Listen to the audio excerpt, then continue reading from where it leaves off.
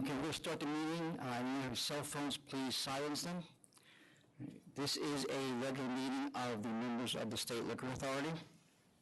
Present today are Chairman Bradley, Commissioner Ford, General Counsel Flood, Deputy Commissioner Licensing Held, and myself, Secretary Donahue. We're going to, the next meetings of the board will be on October 25th, November 8th, and November 22nd. We're going to call items in the order they've been signed in. First in Albany, then in Buffalo, then here in New York City. When your item is called, please come up to the microphone and speak clearly into the microphone and introduce yourself for the record. All right, the first item of business, I'm sorry, Chairman, do you have anything to? No. The first item is 2226H, LK Liquor Enterprises Incorporated. Good morning. Ryan Souser with Bousquet Holstein in Syracuse for the applicant LK Enterprises, Inc. Can everybody hear me and see me? No, we can see you. Can you just speak up again? Sure. This is Ryan Souser with Bousquet Holstein in Syracuse for the applicant LK Enterprises, Inc. Okay, thank you. We have opposition here, so we'll let him go first. Thank you. John? Oh, actually, this is a reconsideration, right? Yeah, no, you don't have to go. Go ahead. Okay, thank you. As the board member stated, this is a motion for reconsideration. This is an application for a package store license. It was originally denied by decision dated May 15th, 2016. As you know, the application is supposed to be based on whether the public convenience and advantage will be served. The decision itself sets forth four factors that the board is to consider. In short, it's the gross sales of surrounding liquor stores, the proximity of same, changes in the area, and whether there would be any unique services offered by this applicant. With respect to each, it's respectfully submitted that there were facts before the board that were overlooked and or misapprehended, in particular with respect to gross sales. And it's important to note that gross sales are looked at to determine whether there's requisite demand in the area. The decision stated that the annual, I'm quoting now, the total annual sales at the 5 closest package stores has been declining since 2012. In our letter that we submitted on this application, at page 4 you'll see we set forth the gross sales of the 5 liquor stores for which we were provided information, and it shows quite clearly from 2012 until 2015 there was actually a net increase in total sales of these 5 liquor stores. Now there is 1 year, I'm sorry. Did you take into account that Colonial was only open half a year in 2012? Well, from 2012 going to 2015, there's an increase. So if it was only open for half the year, I certainly see that its figure is lower. That may well be why in 2013 there is a slight bump and then it goes down again and flattens out. It's not slightly lower. It's a half a year of sales. Well, no, it's about from 2012 to 2013, the total sales for all of the stores combined bumps up about $400,000, which would account for that half a year for Colonial. Then it goes down to $5,380, which is what I'm saying kind of flattens out again to where it was in 2012, continues forward in 2015 to $5.4 million, which exceeds 2012. And as you said, that's even with only a half a year of Colonial to account for. So I don't see how you draw the conclusion from 2012 to 2015 that the decision did that total annual sales at the 5 closest package stores have been declining since 2012. I agree that in particular years, any individual store may have suffered a decline in sales, but the question here isn't whether one or another. You seem like you know what you're talking about. Let me ask you something. On $5 million worth of sales, do you, in 2012, the total gross was $5.3 million, and in 2015 it's $5.4 million. That's right. So we're talking about a $100,000 increase over a 4-year period on $5 million worth of sales, and you believe that that justifies the need for another liquor store? That's exactly right. And the first thing I would mention. Move on. Point. I would only add that it's about demand in the marketplace, not about whether one individual market participant may suffer as a result of competition. This is not about We private never discussed whether someone would suffer. But I know that you've asked me to move on, but I would only emphasize that the decision says total annual sales at the 5 closest stores has been declining. That is not the case. With respect to location, it is certainly so that there are liquor stores within the immediate vicinity. But as we've also set forth in our letter, when you look at the area, just the mileage between the stores doesn't answer the question entirely. As we set forth originally, the applicant did, this is a walking city. This is the customers to be served are walking customers. It's a 22-minute walk, as we set forth, between these stores. So it's not as though it's a quick, breezy trip from one to the next. With respect to development, the decision stated that the Binghamton area population has remained stagnant. We've attached 3 exhibits to our letter showing that it's really anything but, that this area is actually poised for an increase in population, not just Binghamton itself, but the surrounding immediate area. That's a lot different than saying that the increase has already occurred. We're not saying that the increase has already occurred, but the So fact when we say that population is stagnant, that's an accurate statement. Yes, but I'm not. What I'm saying is that the decision overlooks the fact that the population is on the rise. Not that it's remained stagnant in the past, but that it's on the rise for the future. Including, you've got the biggest population increase in SUNY Binghamton. You've got commercial development in the area. I'm going to be honest with you. The SUNY Binghamton point you made, I found completely irrelevant, since 3/4 of the student body is under 21. So they shouldn't be buying liquor anyway. Well, what about the other quarter? I mean, this is the area. Then the numbers you say are moving into the area are significantly less, aren't they? Well, we don't set forth a particular number of people moving into the area, but we're only saying that the area is poised for an increase in population. And again, all of these factors are geared at looking towards whether the public convenience would be served. And all we're trying to set forth is that there are demographics in place that show that the public is able to take on this additional applicant and in fact would benefit from it. And that leads me into my last point, which is that we had a petition circulated with over 100 signatures on it that said we really want this store.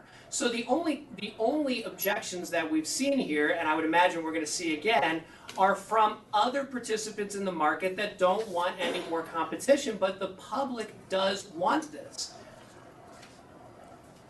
And I'm sorry, there's one more point. We didn't really get into it too much in the letter, but one of the factors is whether there's going to be unique services offered. And I would only add on that point that the applicant also owns a beer store. So the idea is that you'd be able to offer several different services right within the same area. Also, because they're established in the community with the beer store, the idea would be that we'd be poised to offer superior services, and in that way would be offering different services from others in the marketplace already. Okay. Do you have any questions, Commissioner? Yeah, the question I have about this is that it says, according to the authority's records, there are 7 existing package stores, and the applicant claims that there are only 5. Was that ever clarified or verified? Well, we might as well listen to the opposition, because I think he's ready to clarify it. John Springer for Colonial and Jake's.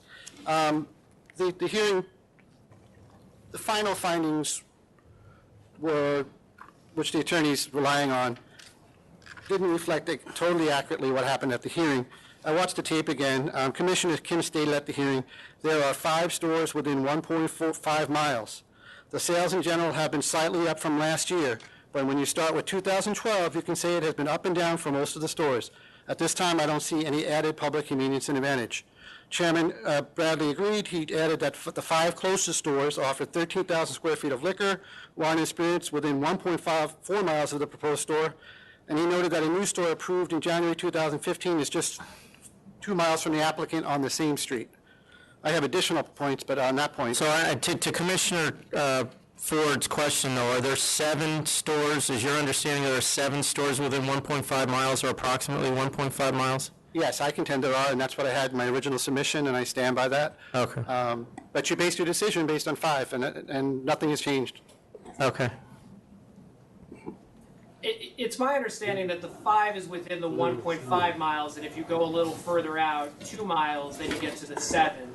But we were only providing sales for 5. That's standard. And the decision was based on 5 stores. Right. So, that hasn't changed. It's not like you thought there were 7 and now there's 5. Right, no, I understand. I have just a couple of other points real quickly.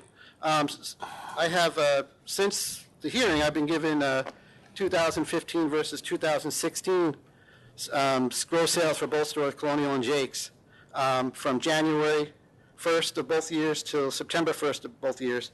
And both are down most every month.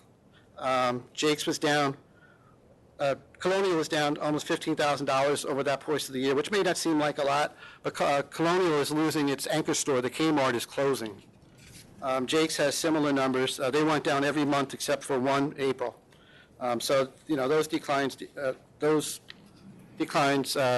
continue. All of these, nothing's really new here. All these gross sales figures were discussed at length at the last hearing, and as were the population. The applicant was represented at that hearing. I don't know if it was an attorney or representative, but in any case, he was asked specifically about development. He didn't answer the question. He was asked about population. We presented a census that showed stagnant population, and he conceded that it was stagnant. As far as the petitions were submitted for the first hearing as well. You had that before you then. Nothing new has changed. They would like you to say that you overlooked things, but we had a pretty lengthy hearing, and all these things were debated, and you made your decision based on the 5 stores and the total gross square footage and the up and down nature of some of the sales. Anything else? Nope. If I could just make one more point. The fact that we've got an argument for 2016 sales of 2 liquor stores and that the basis for the loss in sales of 1 is the loss of an anchor store is exactly our point.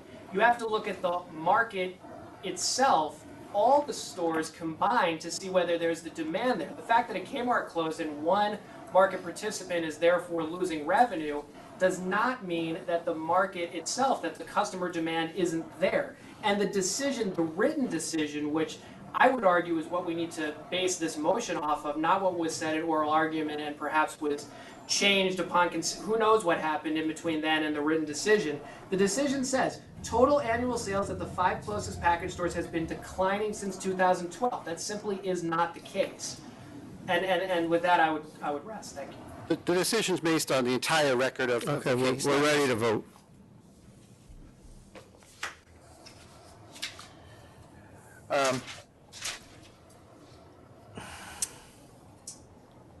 Based on the fact that it looks like sales, for the most part, some are level. If anything, other ones are decreasing. I can't see anything presented today that would change the original decision, so I'm going to vote to deny. I'm going to vote to deny as well. I don't think anything new has been presented. We did consider all of these things at the previous hearing, and while council points out that there is development going on in the area, and that appears to be true, that does not change the current population figures at this time.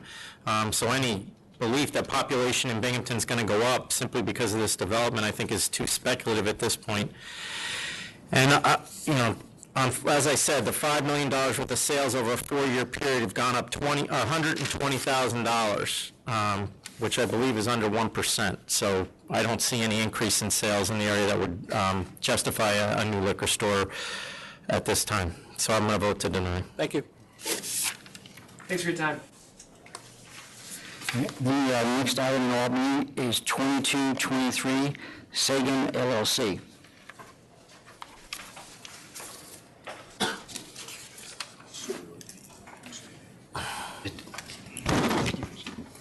Everybody, good morning. Jeremy Kaufman from the law office of Gary Greenwald and Partners, LLC, in 99 Brookside Avenue, Chester, New York, 10918, for the applicant, Segun LLC. Is there any opposition there? No opposition is present. Okay, go ahead. Okay. Thanks, folks.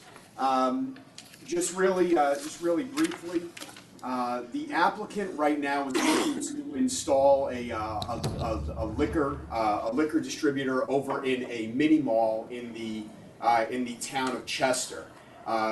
That mini mall is one of two mini malls in the area. The mini mall runs right alongside the main drag and main strip in Chester. That road is known as Route 17M, like Michael. That mini mall has seen a pretty substantial growth in the number of stores that are installed over there. In addition, the town itself has enjoyed some pretty substantial growth over the past several years. Franchises like Monroe Muffler, Tractor Supply, Dunkin' Donuts, Burger King, Taco Bell, and others have all flooded into the area, such to suggest that there is ample population growth that's happening in that area. According to 2000, Suggest, do you have population numbers? yeah, according to the 2010 census figures, there are just within the town of Chester, itself, there's about 12,500 people who reside within the town. As it applies from the year 2000, that was a 5.7% increase in growth. According to just anecdotal information that I've received from realtors in the area, buys and sells, also just personal experience in our law firm doing primarily real estate law, there's no evidence to suggest a decline, and rather that those numbers have continued to increase. Where are you getting your numbers? Because I looked it up and I found a decrease between 2000 and 2010, and then not a significant decrease, but a decrease. We actually had a realtor comparative market analysis done that suggested that there was a 5.7% increase from 2000 to 2010. With no additional figures being available either directly from the census, from the village of Chester, or from the town of Chester after that. So the most recent figures that we've got are from the 2010 census, and that would all suggest a 5.7% increase. In addition to that, we've got a median age group of people who are living in the town at the age of age 39. Of that, 68% of that population has a post-high school degree or better, meaning an associate's degree, a bachelor's or a master's. So over 2/3 of that population seems to have we'll call them the better than educated class. Of those people, in addition, about 3/4 of the population have an median household income over $50,000 per year, and over half of the population has an income over $75,000 per year. The median household income just within the town of Chester itself is $83,700. Suggesting that the households there fall well above the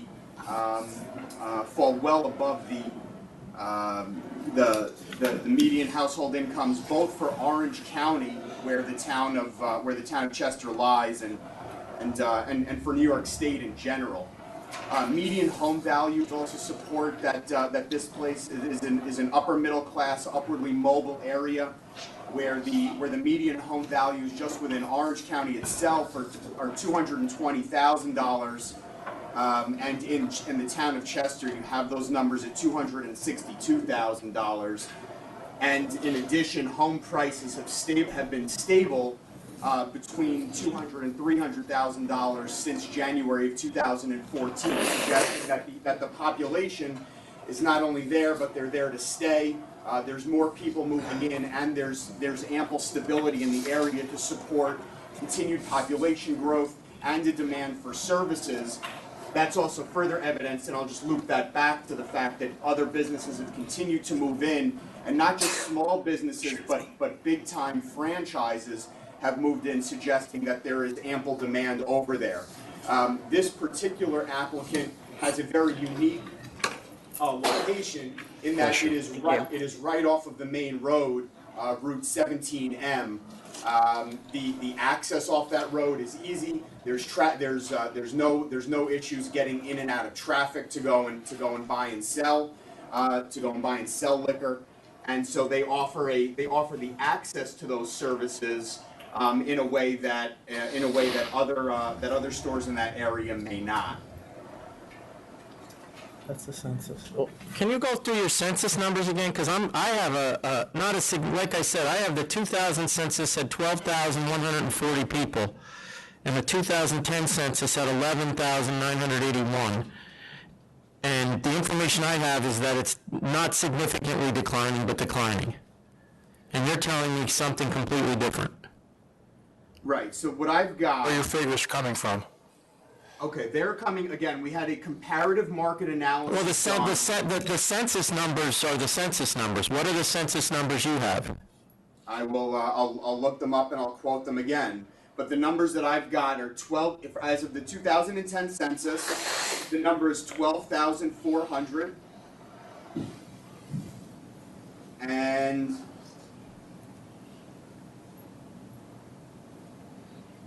That's not what the information we have is. And the population change since 2000 is an increase of 5.7%. Can you explain why there needs to be another liquor store on the same avenue as one that's 0.2 miles away? Well, Almost exactly the same size? Okay, so that particular liquor store on the other side it's a standalone location, and it is not immediately right off the road. It appears that it's on the road, but the liquor store on the other side of the road, as far as traffic pattern and travel, is such that if you're coming, let's say from one side of the road there, there's no traffic. Well, what kind of road is it? Is it a two-lane avenue, or are we talking about 6 lanes? No. It's 2 lanes, one on each side, but it's easily the most well-traveled road in the town. It's a north-south, or it's an east-west road that runs essentially parallel with the main highway in the area, which is Route 17. And that area where people travel, there's no traffic control devices there, no stop signs, no stoplights or anything, such that if you're coming from one direction and you want to access that mini mall over there, what you essentially have to do is kind of wend your way around to make a right and a left again, almost kind of in New Jersey style, to get over to the more populated, more well-traveled mini mall area. Whereas on this side of the road, there's if you're traveling in a eastbound direction, the access to the services is much greater in the mini mall side. It's the ease of access and travel is better. There's many more services that are over there. That store on the other side of the road alone is a standalone store without any other kinds of services being offered over there. This particular What access. types of services is your client going to offer that that store across the street doesn't offer besides access? Do you mean in addition to being just a liquor store? I just want to make sure I understand that properly. Yeah, yes. I'm sorry? Well, they're in talks right now with the landlord to expand some of their own services. They're limited right now just by the amount of lease space that they have, but they've advised that they're continuously in talks with the landlord because they have interest in offering other services such as either laundry, food service. That's not what I'm talking about. Okay, I apologize. What's the product? Is their product mix going to be different? Are they offering anything that someone that is interested in alcohol would find interesting that this other store does not offer? It's just in terms of the quality of the. It's my understanding that it's the quality of the alcohol services that are provided. In other words, across the street, they provide alcohol at a lower price point.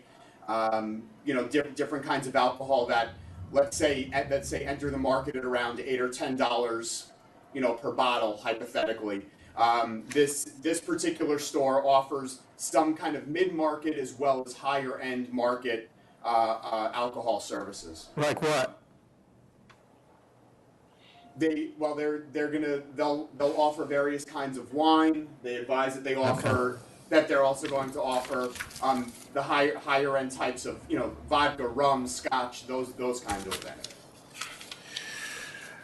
You have any questions? Yeah. I would ask counsel, why do you think a county legislator and the village mayor, specifically village mayor, have written letters in opposition? I mean, if it's such a public convenience and advantage that's being met, why would they write against it? To quote the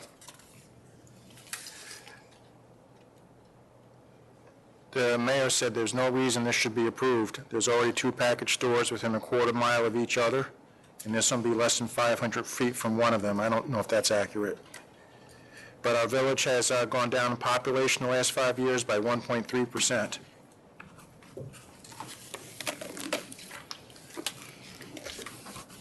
Well, I'm certainly not going to opine as to what's in the mind of the mayor or of the mayor or the legislator. Yeah. What I can offer, again, is just based on population statistics. And again, I don't know where the mayor is getting his information from. Ours again come from the census, and I've got information that shows a year-over-year increase.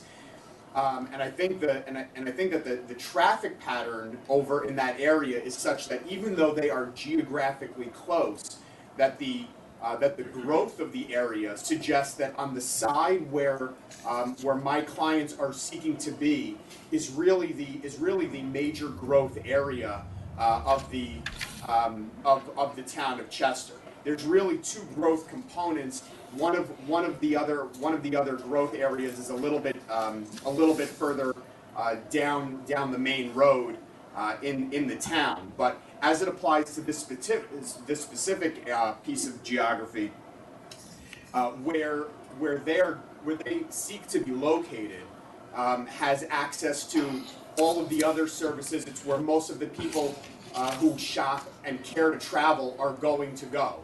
You have delis, restaurants, food service industries, all of that sort of thing over in this mini mall area. The parking there is substantially better. The ease of access. Okay, no, we get it. It's a better access point in your opinion. Any other questions? No. Are we ready to vote? Yep. All right.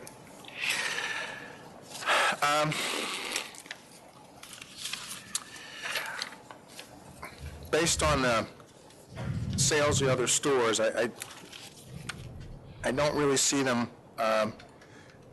ascending at all. Been a peak or two, but based on that, I just don't see that there's a public convenience and advantage required by the location of the store, so I'm going to vote to deny. I'm going to vote to deny as well. That the sales, well, first of all, there's two stores already in the village. One is 0.2 miles away, the other one, and it's 1,500 square feet. The other one is half a mile away, and it's 4,300 square feet, and they're both on Brookside Avenue, which is where this one would be, although on the other side of Brookside Avenue, from what I understand. The store that's 0.5 miles away is 4,300 square feet, and based on what was presented here today, it does not sound like the applicant's going to provide anything that these stores don't provide already as far as classes or selection, at least specific selection. And notably, the mayor, as well as the local county legislature, is against approval of this store, indicating that they have sufficient liquor stores in their area already, and that they don't see any public convenience and advantage based on the population number. So I'm going to vote to deny as well.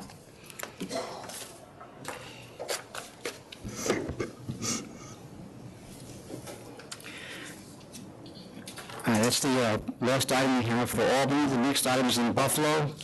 Is 2199 Casadega Memorial Post 1280.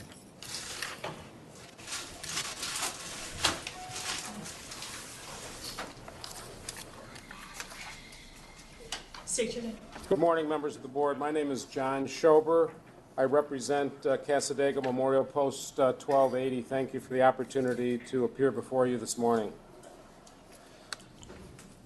This is a case where I'm asking the board to allow the matter to be reopened in light of the fact that the deadline came and went. We're now in a default posture, and unfortunately it was something that I just did not see at my office. I'd been out for surgery, significant back surgery. I was still going through rehab. It came to my client apparently on September 2nd. It's the second time. Later that afternoon, which was a Friday, it was sent to my office by fax. The following Monday was Labor Day. The following Tuesday, I had a memorandum of law and several court cases, and unfortunately, I'll send it back to counsel's office as long as Commissioner Ford agrees. I'm fine with that. Back to council. Do you want to settle it now? well, I've got some limited authority to do that. I've talked with the club president, and he's talked with his members. How limited? Well, it's a small organization. It's in Well, they've done this, Casadega. as Commissioner Ford pointed out to me, they've done this recently, and they got a $1,500 penalty for 2 charges. So, And in this case, the investigator found in a cabinet daily and weekly sign-in books, so it's not like they just happened to be doing it again. It was intentional. so what do you make me an offer that I can't refuse? $2,000. How about 1,000? 1,000? Yes. Okay, acceptable. All right. Thank you. Thank you. $1,000 it is. Thank you. Let's not do this a third time, okay? No, I will get the message across. Thank you very much. The next item in Buffalo is 2226A, Hurdle Liquor LLC. Good morning, gentlemen. This is Chanel McCarthy, the attorney for Hurdle Liquor Library. I have with me the general manager, Tony Farrow. We also have a couple of other people speaking in support to the application. I imagine that the board has had the opportunity to review our resubmission package, which includes 7 exhibits in support to the application. I don't want to read that verbatim, but would like to highlight a couple of points. One, we have no opposition from community leaders, the business associations, or residents in this neighborhood. The only opposition that was received was from 2 existing stores, which we believe we will not be in competition with because our product will be different than what they offer. So we wouldn't be taking customers away from those existing stores. We also note that there is an increasing demand and an increase in population in the neighborhood. In our submission, we included an appendix which noted multiple new residential apartment units being built in the neighborhood. This includes student housing, this includes high-end apartments, and we think that this shows the demand in the area, the increase in population. Of course, we can't provide a census because that has not been done since, I believe, 2010, but this other evidence we've provided does support the increase of people moving into the neighborhood. Furthermore, we've submitted multiple letters and a petition from residents requesting New York State products not offered at the other stores. Exhibit 1 and 2 in our package sets forth very specifically the products that would be featured at Hertel Liquor Library, and they also set forth whether those products are currently available not just in the neighborhood or the city of Buffalo, but in the county. Some of these products are not available anywhere in Erie County. In addition, the applicant has agreed to dedicate 15 to 25% of the retail floor space to New York State produced products. They will offer educational classes, and they will offer a selection that is, unprecedented in the area. I'd like to turn the podium over to Tony Farrow, who will be the manager of the store. He has a few things he'd like to say. Good morning. I'm Tony Farrow. I'm the manager of Hertel Liquor Library. I just wanted to introduce myself and ask that you please take the time to review the facts provided. Last time we were here, we were denied based on the fact that a 600 square foot wine boutique that did not supply any supporting documents was denied a short time before our application was considered.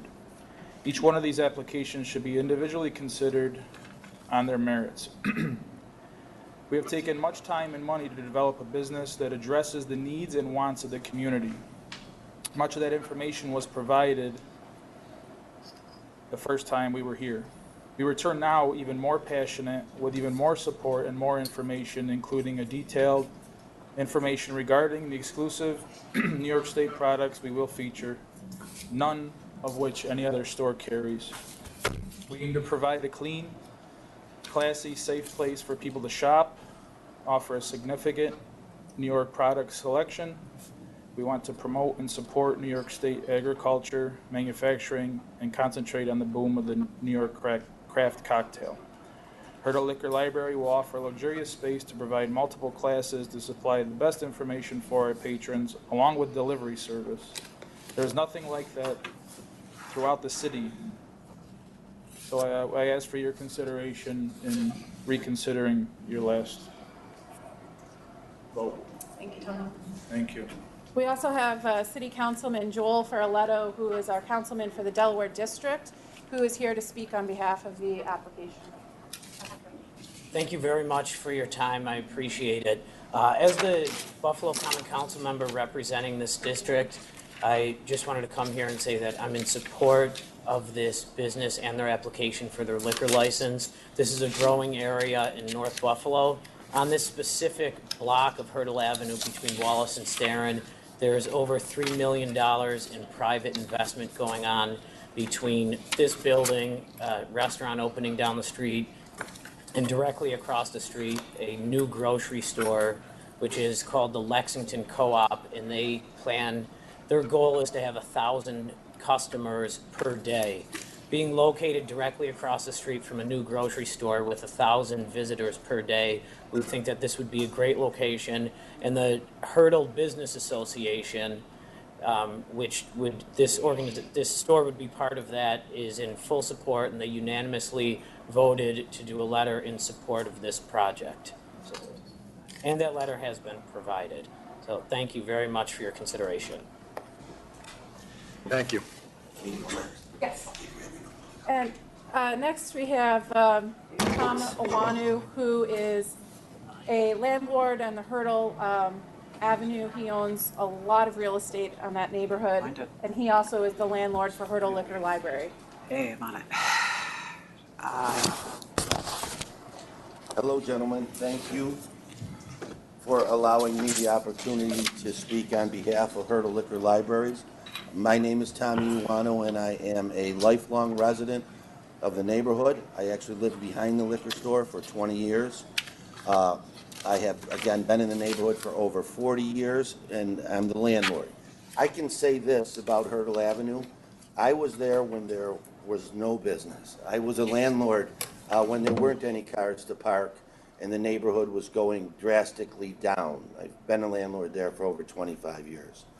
In the last 5 years, Hurdle Avenue has essentially exploded. We've gone from having too many parking spaces to not enough, and the area has changed completely.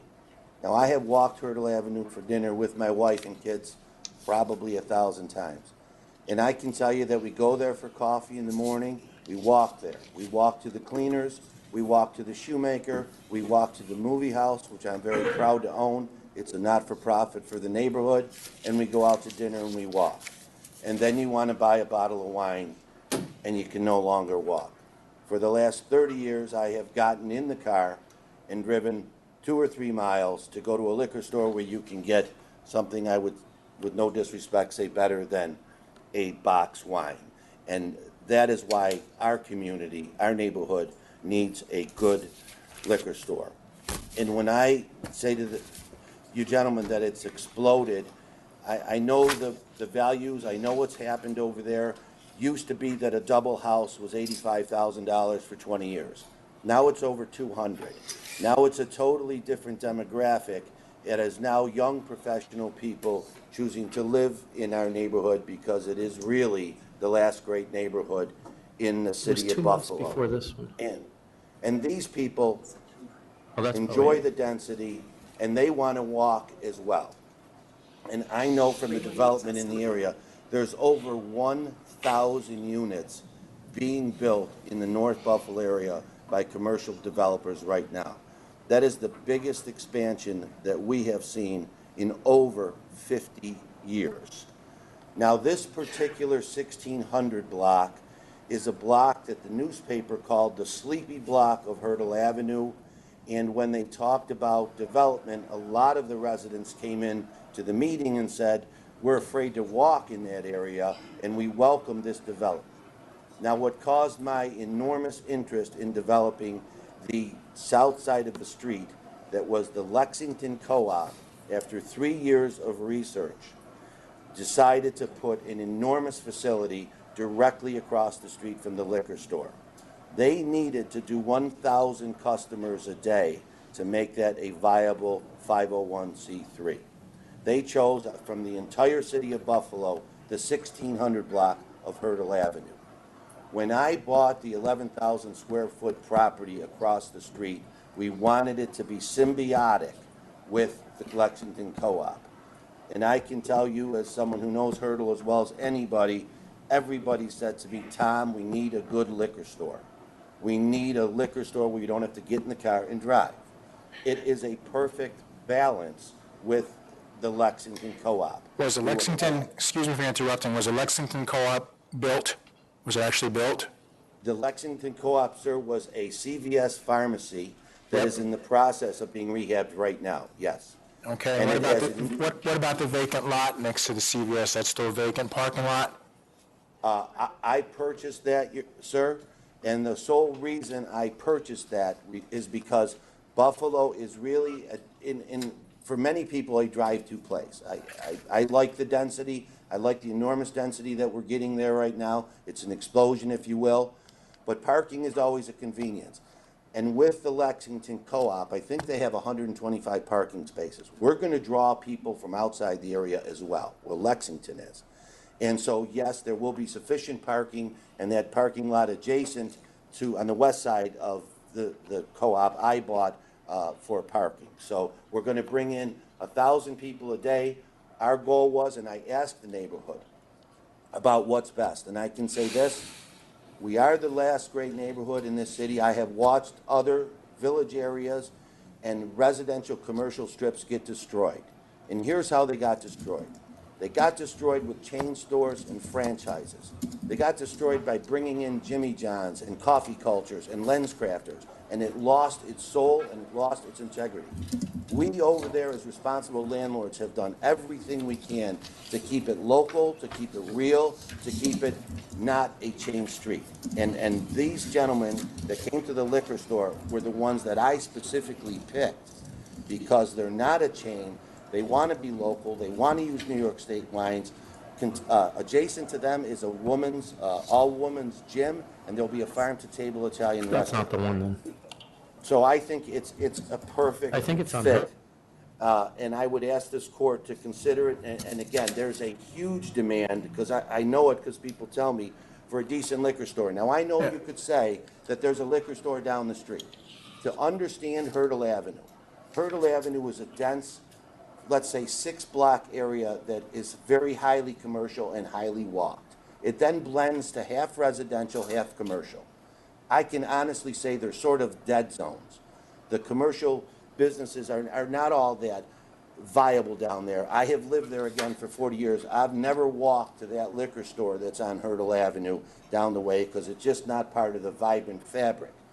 Nor does that liquor store have, I hate to say it, but better wines for someone to buy. So I don't think that's part of the equation because of where it is on Hurdle Avenue.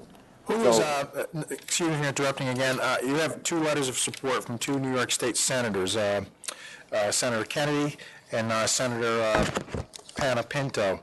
Which one is the senator for this district? That would be Senator Panapinto. Okay.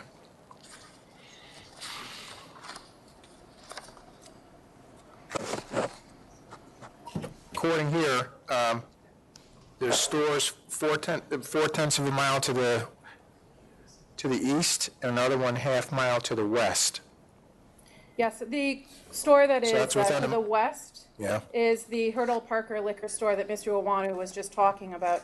That's a very small store that does not offer the high quality or the artisan spirits or the New York products that Hurdle Liquor Library seeks to stock.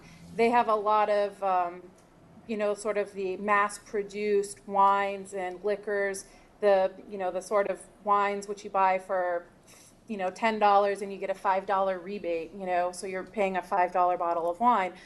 That's the kind of market that they have. That's not the clientele that Hurdle Liquor Library is seeking to cater to, and we really don't believe that the clientele will be the same or that we would be taking anything away from those existing stores. See, and that is my issue. Are you not carrying anything that they carry? It would be very limited. I understand you want to focus on artisanal and New York spirits, but in a 3,000 square foot store, over 3,000 square foot, it's actually 3,600 square feet, and you're talking about doing 15 or 20% New York, so the rest of it is going to be what everybody else sells, which is what these other liquor stores sell as well. It's 2,200 square feet, Chairman, and there is a significant portion of the square footage which will be utilized for a tasting room. Well, your application says 3,600. That's including the basement as well, Your Honor. So how much, what's the first floor is 2,200?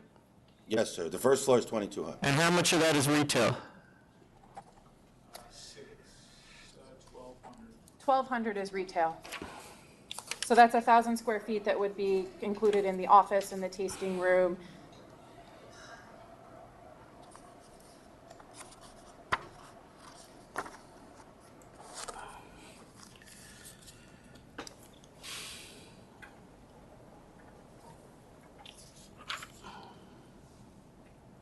And the basement is all storage?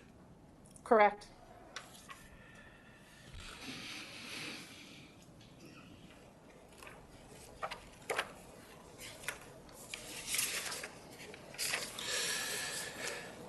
I mean, I'm going to be honest, but my problem isn't with the idea. It's not with the concept. It's, as you're aware, we denied a license 160 feet away 2 months ago, or less than 2 months ago. April, I'm sorry, 2 months before your application. That's 150 feet away. They were promising all the same things you're promising. Artisanal spirits, New York wines, they promised all of that.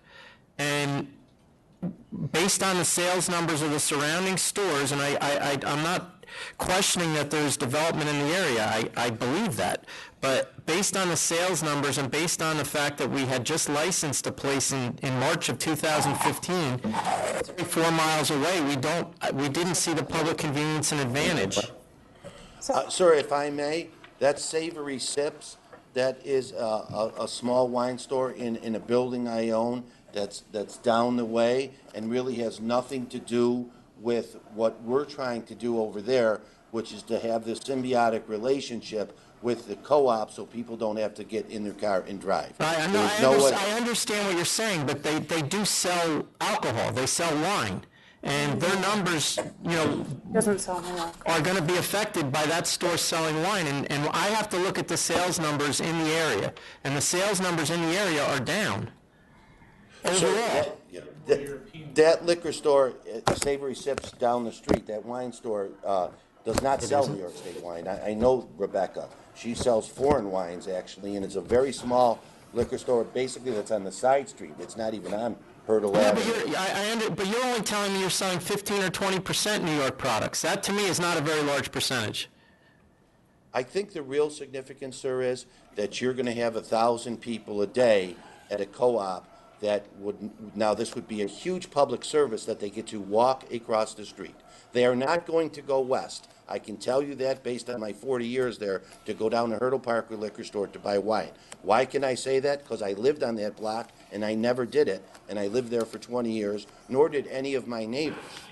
This is literally going to be the biggest, most dense development in the history of Hurdle Avenue, and I believe that a liquor store will fit perfectly there, and it's not really going to have anything to do with the other liquor stores. It has to do with those 1,000 customers a day who are really foodies that want to come across the street and buy an organic wine or a New York State wine. Neither store has any of these products. This is going to be, again, unique and symbiotic based on the sort of explosion of development. And I have to say that in my 40 years there, I think it's a very good fit. No one is going to go to Savory Sips, and no one is going to go to Hurdle Parker from that co-op. That may be, but people are going to find alcohol. I mean, that argument to me just doesn't hold water. If people want to find a bottle of wine, they may not find it at Savory Sips, they may not find it at International Spirits, but they're going to find it. And my question is, does the demand in the area dictate the need for another one? And that's the problem that we had with the last applicant, and that's the same problem I'm having now. And sir, my answer to that is 1,000 people a day coming into the area with over 140 parking spots, counting the parking lot I bought. That's an unequivocal yes. That's an unequivocal yes. There's a huge public convenience because they get to walk across the street. The Lexington Co-op, their board of directors did 3 years of research to see where the best spot for this co-op would be, and they picked the 1600 block. And we think we provide an enormous convenience. And again, we did the research too in terms of what people were looking for over there, because we made a substantial investment as well. And a more of a high-end liquor store is a perfect fit. And yes, they were going to go look for liquor. And yes, they could drive around the city and buy liquor, just like I was forced to. The point of this is the public convenience of developing our neighborhood so you can walk to the co-op, go in and buy your organic food, and go across the street and buy your wine for a nice dinner. When was Lexington open, co-op opened? It's not yet open, it's under construction. It's supposed to be open in 2017. The construction workers are on the site. It's not finished. That's why the other store wanted to go there. Right, okay. I figured as much. And notably, Mr. Iwanu and Mr. Ferletto have talked to multiple people in the neighborhood. These are their constituents. And before Mr. Iwanu selected his tenant, he did the research to figure out what would be the best fit there. What did people want? He obviously, as he's, told you today, has a vested interest in the viability, not just of this building, but of the entire Hurdle Strip where he owns, I mean, Tom, you can speak to how many buildings you own. It's significant. So he could get any tenant he wants, but this is the tenant he selected based on the demand and the feedback that he got from the community.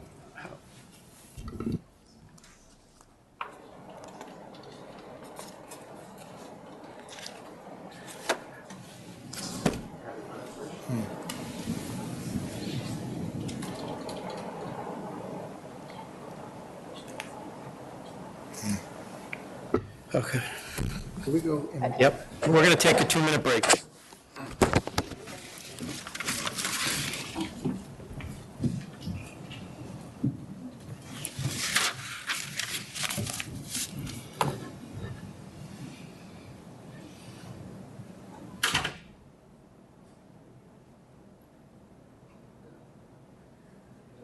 I'm doing.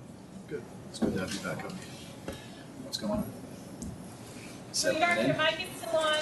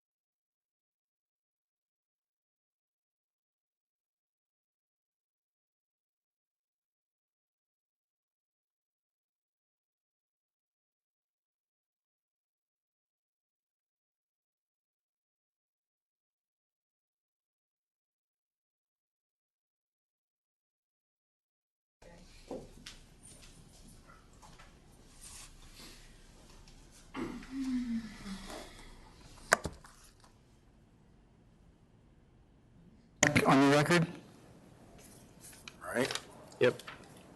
Ready to vote? Do you have anything else you want to add? Just 2 points, Your Honor.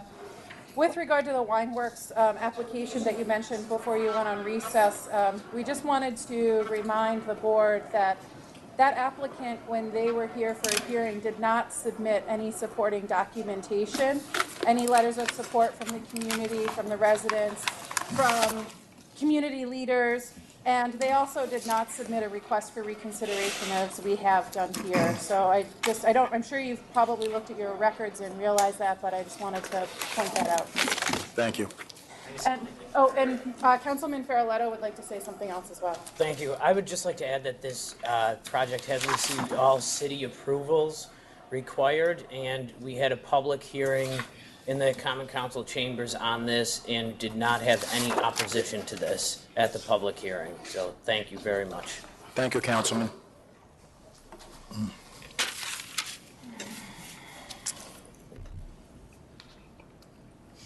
Shall I? Yep. right. First, we got to vote to whether you're going to reconsider or not. I vote to reconsider. Thank you. And I'll vote to reconsider as well. Thank you very much, gentlemen. Thank you. Oh, we're not done yet.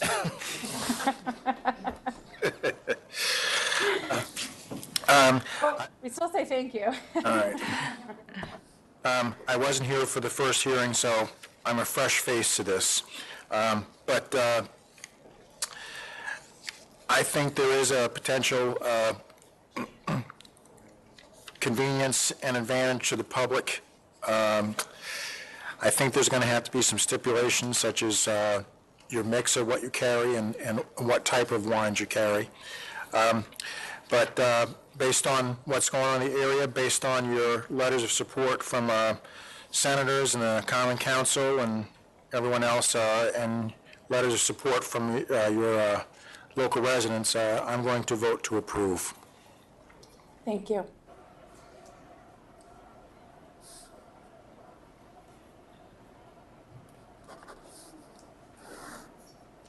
Yeah, I'm sorry, well, stipulations as far as the mix of a higher percentage of New York State wines. I think you mentioned 20%? 15 to 25% 13 to at all 20, times. yeah. We may want to go a little bit higher than that. I'm going to defer to the chairman on that one, if I may. And also, you also said that you were going to generally have a higher class of liquors also. You said Correct. that? Yes. That the other stores are not carrying? So I'm going to stipulate that also. So I'll vote to approve if you're willing to stipulate that you're going to have 25% New York products. Because you've mentioned that you want to be an artisanal, local alcohol supplier, and 15 to 20% to me does not show emphasis on that. I think 25% does. My client agrees to that. Say New York State products, not just wines. Yeah, New York State products, which would include liquor as well as wine. On those grounds, I'll approve. Thank you, Chairman. As long as he approves with Are that. you okay with that as the one condition? The 25% New York products? I approve 25%. Yes. Thank you. Okay, good luck. Thank you.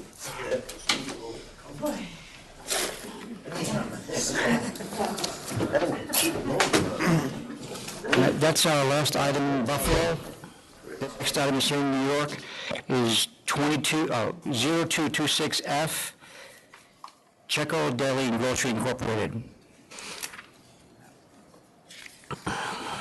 Morning, Commissioner, Chairman. My name is Henry Warakomsky. This is an application for a grocery store, and the reason why it's here, it's in the village of Hempstead.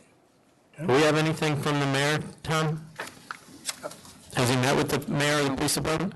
No, they never had any trouble. We don't have anything. So I just have a couple questions. What, does he know the guy who, he's got a promissory note? Yeah, he's borrowing the money from an outside company. Who is that? That his accountant recommended. Okay. And does he know the former owner of this store? Well, he works in the store. So he worked in it Yeah, previously? He works there now, yeah. That's how he got that's how the employer offered him the deal to buy it. And I think we listed the hours he's going to be open. He's going to open 6 o'clock in the morning for breakfast, and he'll close around 11 o'clock every night. It's a grocery Okay. store. All right, I'm fine. I'll vote to approve. I vote to approve, I don't see any problem. All right, thank you. All right, the next item is 2222 Chefs 724 Incorporated.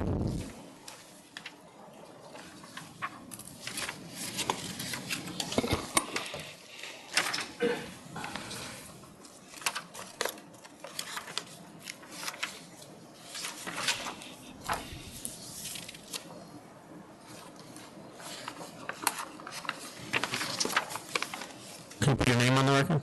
My name is Patrick DeLuca. I'm here to represent this application with my client David Farrarat, the principal of the application. I understand that the issue was that the prior license had been canceled. My client has no connection to the prior people, and he actually found the place on Craigslist.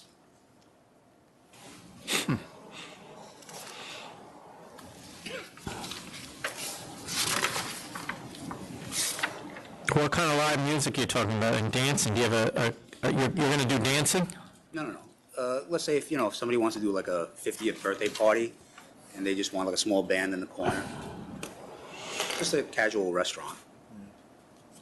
A small band in the corner kind of leads to dancing, don't you think? You can listen to them, but you can't dance to them, is that what you're going to say? There's really no room to dance in there. All right. I don't think so. But during the summer, Island Park becomes a big Saturday night. People come off the beach, Yes. and places like Pop Seafood turn into lots of people dancing. I'm not opening up a restaurant like that. I've been a chef since I graduated in 1990 culinary school. I've been working, 4-star restaurants all my life. I was the executive chef at the Garden City Hotel, so I'm trying to do something more fine, refined food. Are you going to run your caterers business out of there as well? I'm going to run it very minimal. The catering business primarily is, people call us for trays of food and a waiter, things like that. Right now, we're very, very small. What are your hours going to be? The restaurant part, primarily, I was thinking maybe Wednesday to Sunday from 5 till 9:30, 10 o'clock the latest. And then a weekend? Yeah, from Wednesday, Thursday, Friday, Saturday, and Sunday. Oh, it'll be 10:30 at the latest on all of them. 10 o'clock the latest. Oh, okay. Yeah. 10 o'clock closing? Yeah. Okay. Yeah, I want like a last seating at 9:30. All right. I don't want to be open late night. So.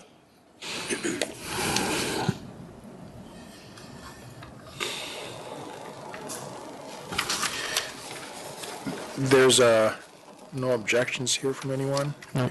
All right. Yeah, I'm fine with this. Thank you. I'll vote to approve, but stipulate 12 o'clock closing every night. Are you good with that? Definitely.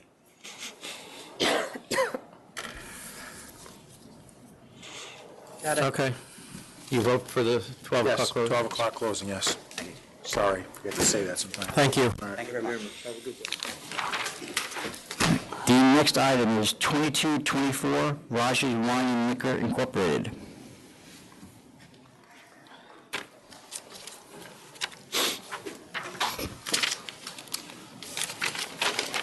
Morning, Leonard Fogelman, attorney for the applicant.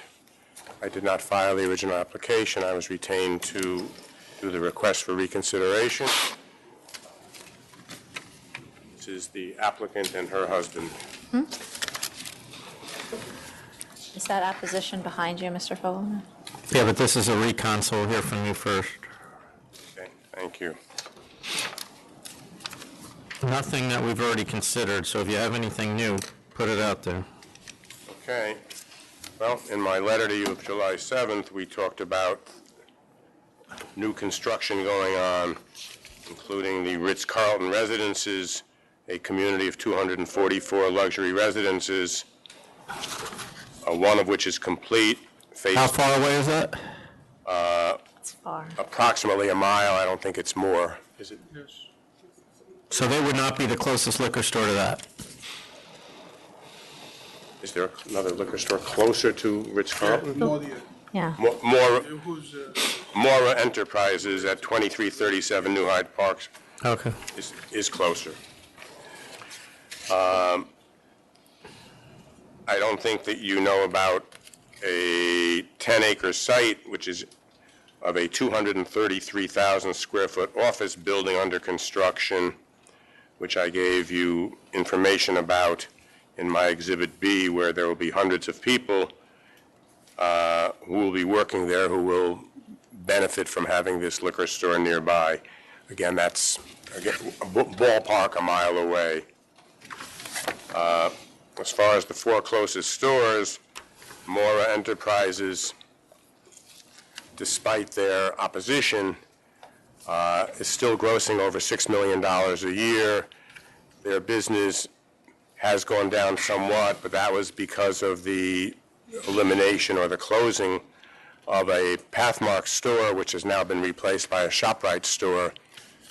So it's reasonable to assume that that store's sales will rebound and go up. Which store was this again, Mr. Vogelman? Sorry? Which store was this? Fourth closest. This is Maurer Enterprises. Wine market. Got it, okay, thank you. So they're over 6 million, they were over 7 million, and with the new ShopRite store opening up, that should get their sales back where they were, if not even greater. The closest store, Top Liquors, has shown an increase in sales. No, they didn't. They just opened in 2014. Where are you seeing an increase? Hold on.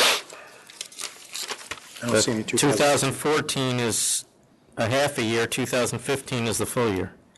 It's about flat. Top Liquor.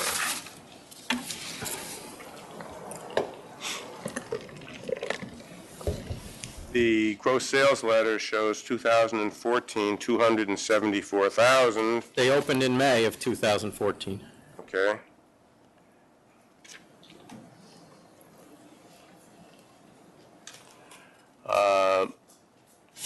Another store, SK Liquors. SK Liquors has gone a little up and down, but there was an increase in 2015 to 2,800,000.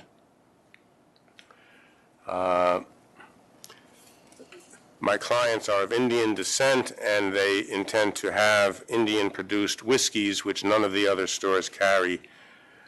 We've given you photos of samples of the types of Indian-produced whiskeys that they will carry in this store.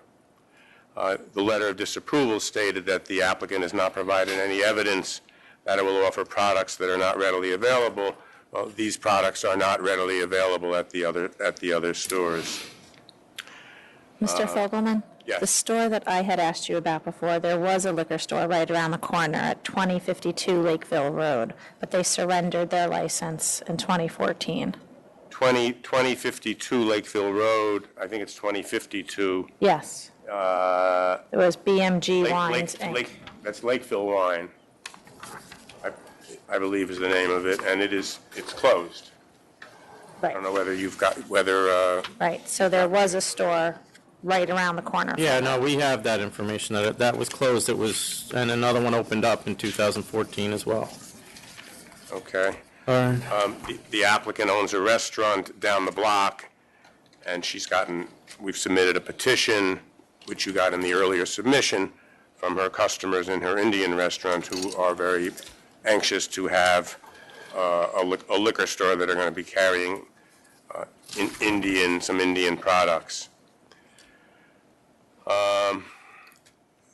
She intends on being open late, approximately 11 p.m., and to have deliveries. They tell me that the other stores are not open until 10 or 11 o'clock at night. Foodtown Supermarket, which is approximately 100 feet away, is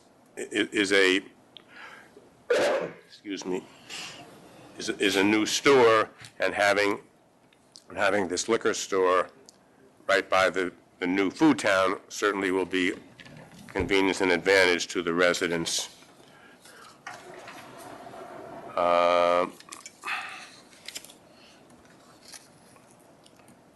If you have any questions to ask me or our clients, Do you have any questions? which is the, No. For 1 year. that's the Hillside. Yes. That's Hillside. Yeah, as I mentioned. The fifth closest store, called Hillside Avenue Store Inc. at 1623 Hillside Avenue, there are charges pending against it for being non-bona fide. It's been closed. I don't know the status of the disciplinary proceeding, but that's the fifth closest store, and it is also a store that is not open.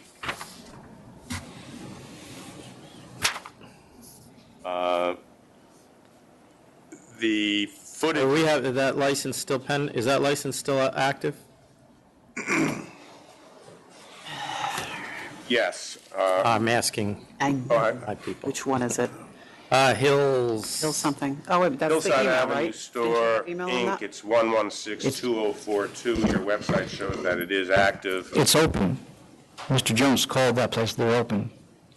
That's the one where... They are closed. There is no liquor inside. It's the store is There's closed. just a sign over there. Do we have charges pending against Yes, them?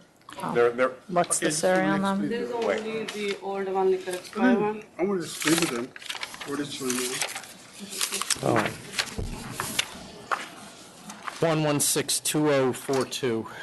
1162042. Yes. Case number 113856. My clients tell me that when you dial that number, it goes to the owner's cell phone, that the store is not open, and that the...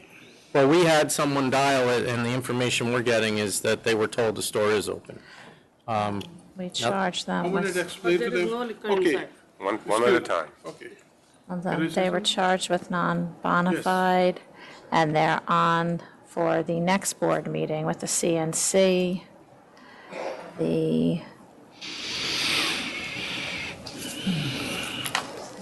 memo says, The store was, in their offer, they're giving, the store was closed for minor alterations, but only closed for approximately 3 months. yeah, And what's the CNC we offered them? 3,500. Okay, so they were closed for alterations, they are dealing with the case, and the case is ending at the next board meeting, so they're open. Actually, it's closed for more than 1 year. I went there, and last time I came here. All I can tell you right now is they are dealing with their case, which tells me, one, that they want to remain open, and two, part of the plea deal that they've offered is that they're going to be open. So they are open. As far as we're concerned, they're licensed. Even, Okay. I said informed. Okay. And let me clarify one more thing about the size of the store. In the original application, it was just, in terms of the square footage of the store, it was stated at 1,454 square feet. There is a basement where of the 1,454 is comprised of a 400 square foot basement and a 1,054 square foot first floor. And on the first floor, as can be seen from the diagram that was submitted, although it wasn't broken down between selling space and storage, but the back of the store is about 350 square feet of a bathroom and storage and an office. The actual selling space of the store is approximately 715 feet. So it's considerably smaller than was represented in the original application, where it said it was 1,454 square feet. Okay. You have anything? This new store came on in 2014, correct? That's, Yes. that is that, May of 2014. right, Top Tops. liquor store. And we don't have any numbers for them for 2016, I see. No. Say something. Go ahead. My client would like to. Sure, go ahead. My husband would like to make something. We have statement, a restaurant next door to it. As you know, we like to open late hour, which is, we are in Queens, New Hyde Park, Queens. Other store is closed 8 o'clock. And Moria Liquors little sale went down because it's a shop light. It came back again. Another store when I went to another Whiskey Boys, completely empty. That's why the sale went down. Other than that, they're still doing good. And I'm Queens. I'm going to sell the New York liquor, kosher wine, which is, we have the kosher restaurants, everything over there. We have 25 stores in our strip malls, and we have Pat Mark, which is a petition signed Pat Mark manager, Food Town. Food Town he signed everything. We have like 5 Indian restaurants, and we are close to the bus stop, right across the street from the bus stop. People have convenience. Okay. And Do you have anything else? And you were saying that you propose to stay open later hours? Midnight. Midnight. There's nobody else open this late. He told me 11, now he said midnight. Much as I That's can, fine. because if the restaurant open 12 o'clock. Okay, all right. All right. So first vote is the, If we vote to reconsider it, we'll let you say something. Okay. But you may not have to. all right, all right. I vote to reconsider. I'm not going to reconsider.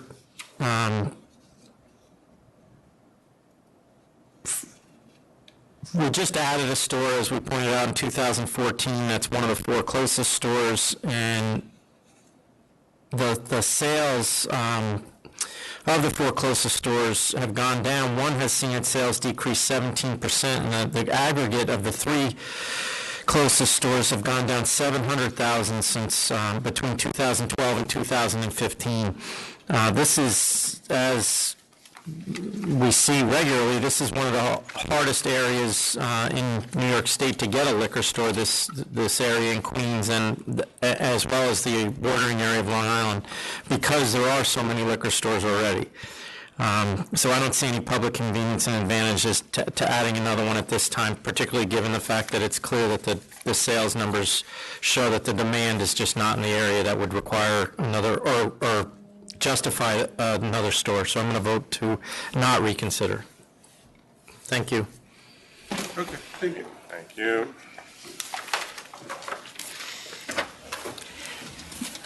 The next item is 2217 AKRGS Corporation.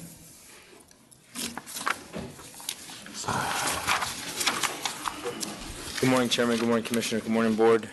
Mayor Fakuri for ARKJS, Happy Wine and Liquor. I'm here next to the president owner, Mr. Singh, Avtar Singh.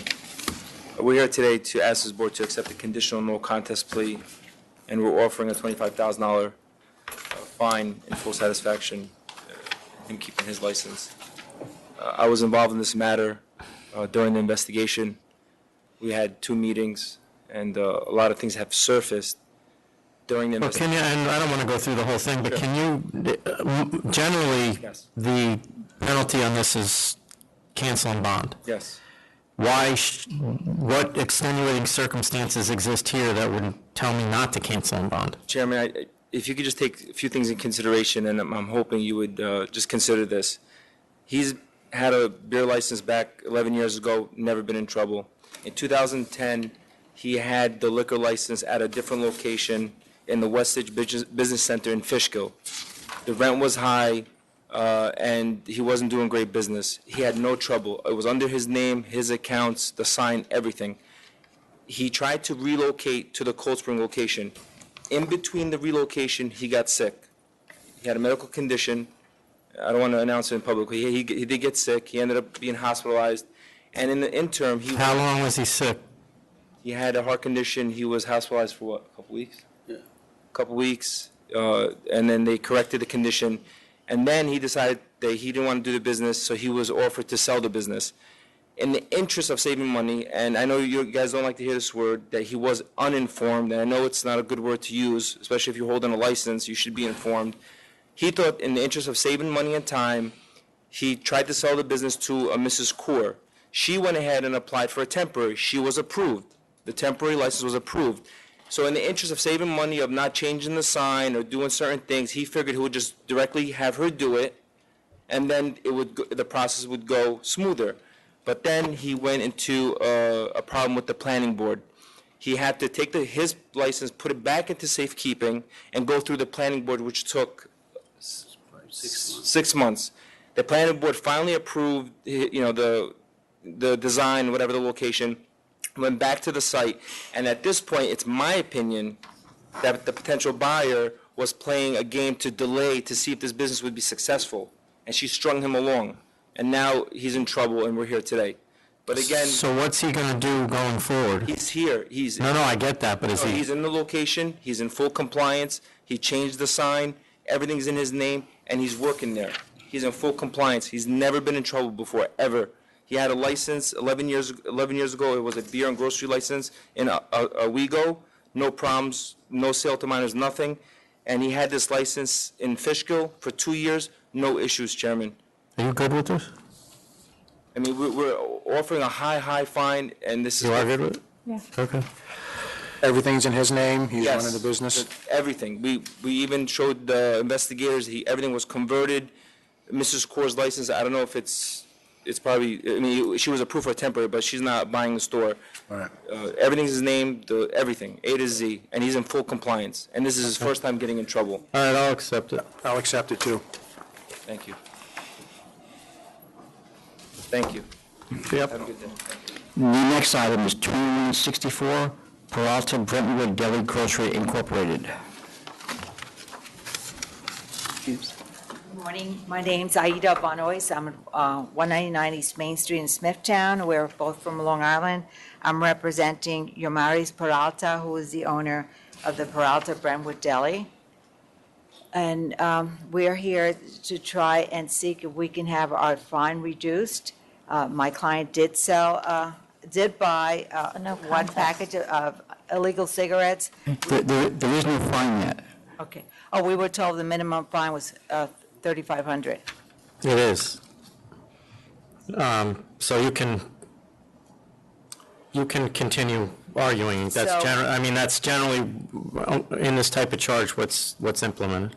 So that my client had purchased one package of illegal cigarettes, and she actually sold one. She did have her license suspended in July 27th, and her license was reinstated August 19th without a fine. She's had a stellar record. She's never even gotten a traffic ticket. She runs a... She had one pack or one carton? She had one carton and one was sold. So there was 9 left. And this individual had stopped by, and she realized that she made a mistake, and as I Well, said, so, I mean, either way, this is going to be a financial hit for you, but the next one, I generally take the license away. So but as I I'm said- just telling you, going forward, as I said, she runs a stellar operation. She has whatever you herself want. and 2 employees. She's a single mom. She's never had any problem with anything, even a traffic ticket, and she's usually very, very strict. This was just a moment of, she felt sorry for this poor kid who was around there, and that is not an excuse. No, I she know. didn't feel sorry for the poor kid. You know how many of these we see a month that come in here? Nobody's feeling sorry for anybody. There's a trunkload of fake untaxed cigarettes coming up from the south, and she bought a carton. Right. That's what happened. I understand Yep. that, yes. And we're saying that no contest. We admit that she did wrong. All right. But as I said, she's a single mom, has a Okay, wide okay. operation. All right, we're good. She has amazing quality food. 3,500. I would go. I was going to go down. 3,000. 3,000. Okay, thank you. Thank you. Don't buy any more cigarettes. Wrong. All right. All right. All right, the next item is 2226 Castle Restaurant and Lounge Incorporated.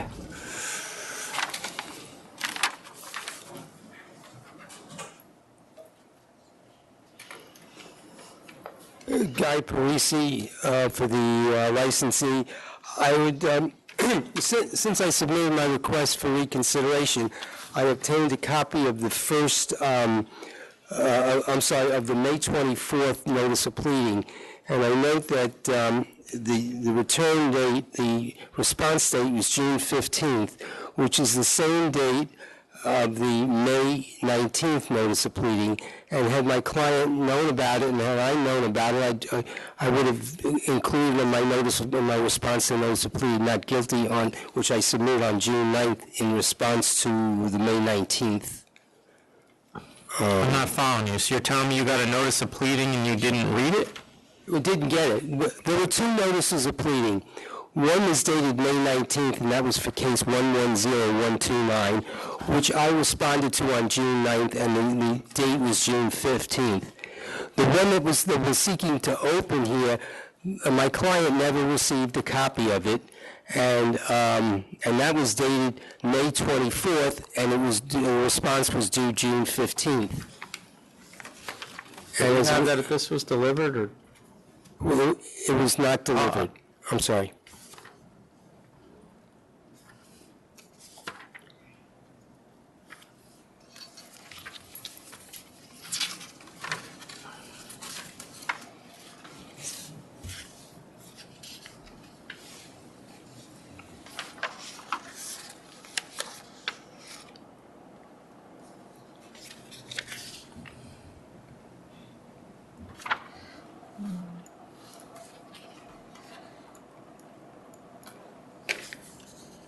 So the only notice she received was the cancellation order and bond. Excuse me? The notice that she did receive was the cancellation order. No, the notice that she did receive, I responded to. We entered a plea of not guilty. There's another case, the case. What are we doing with that? That one is scheduled for hearing with Mr. Buckley. The hearing's scheduled for October 25th. October 25th. So if you want to send this back to counsel's office, we can litigate. If we had known about it, we would have. I mean, I'll send it back, but these, to me, are charges that if these get sustained, she's probably losing her license, given that she just got it. Right. I understand that. I'll send it back. I appreciate that. Back to counsel. Thank you. Back to counsel's office. The next item is 2180 Lucky 7 Food Mart Incorporated.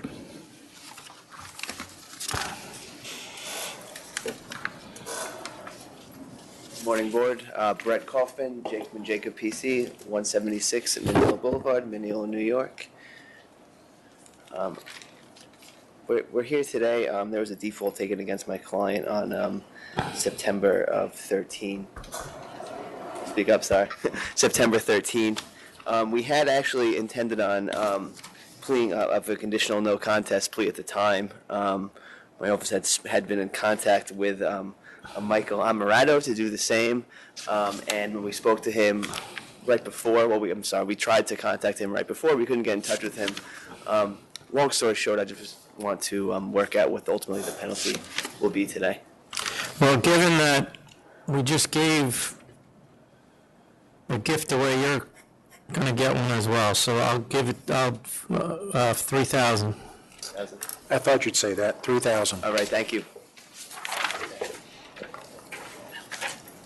We don't have the other items.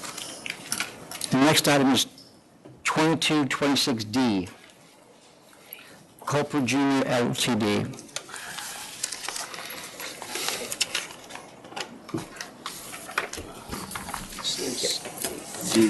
Good morning, John Springer for the licensee. There was a... Hold on just for a second, Mr. Springer. You ready? Pardon me? I would just make sure that you're ready to go, that's all. Yeah, I'm ready. Yep, go ahead. There was a hearing. Two of the charges we stipulated to were sustained. The other three were either dismissed or withdrawn.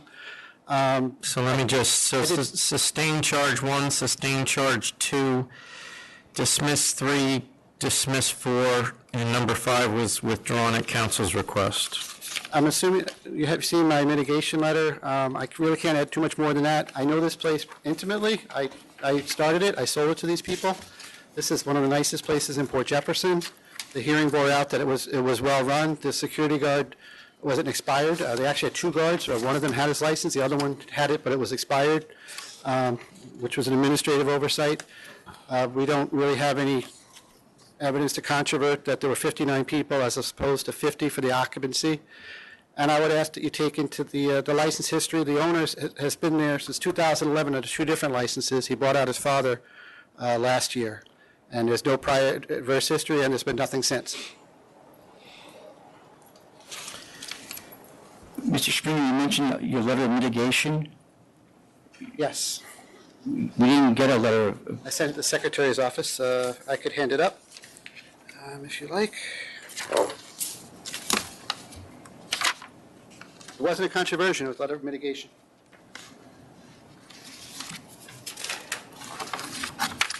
What's the standard unlicensed security guard, 2,500?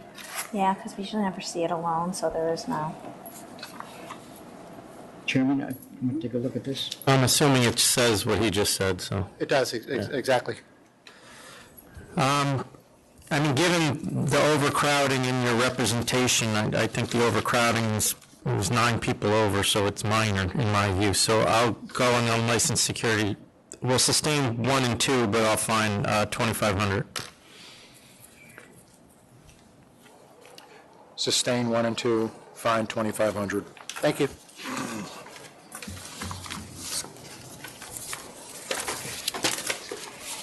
Do you want that paper back? The next item is going to be 2213, Union Cork Hospitality Group LLC. Say it again, Tom. 2213. John Springer again for the licensee. I contacted the licensee last night when I noticed this was on for default. I'm familiar with this place. They have 2 locations. I didn't get a great answer on the default. But apparently there's a number of partners and they have 2 locations, and the partner that's been handling compliance has fallen down on the job, and they're going to be moving him out of that position. I don't believe a bond's come in. I can represent that a bond will come in by the end of the day tomorrow. If then it's, I don't know what a standard penalty is for failure to restore a bond. well, it's, given that the bond has not been restored, it's canceling bond. But I'll give you till the end of tomorrow. You'll have it by the end of tomorrow. Okay, can we do that? Make it a condition. It's a fine and. So if they get it in by the end of tomorrow, it's 1,500. If they don't, it's canceling bond. Okay, fine. As long as he agrees with me. I agree. Okay, thank you.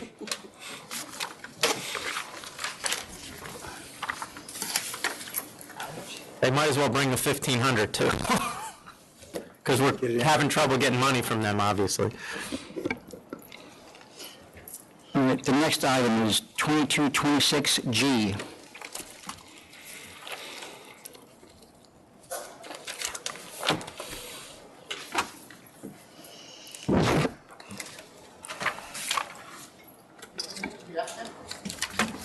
This is J&K Discount Wine and Liquor, I'm sorry.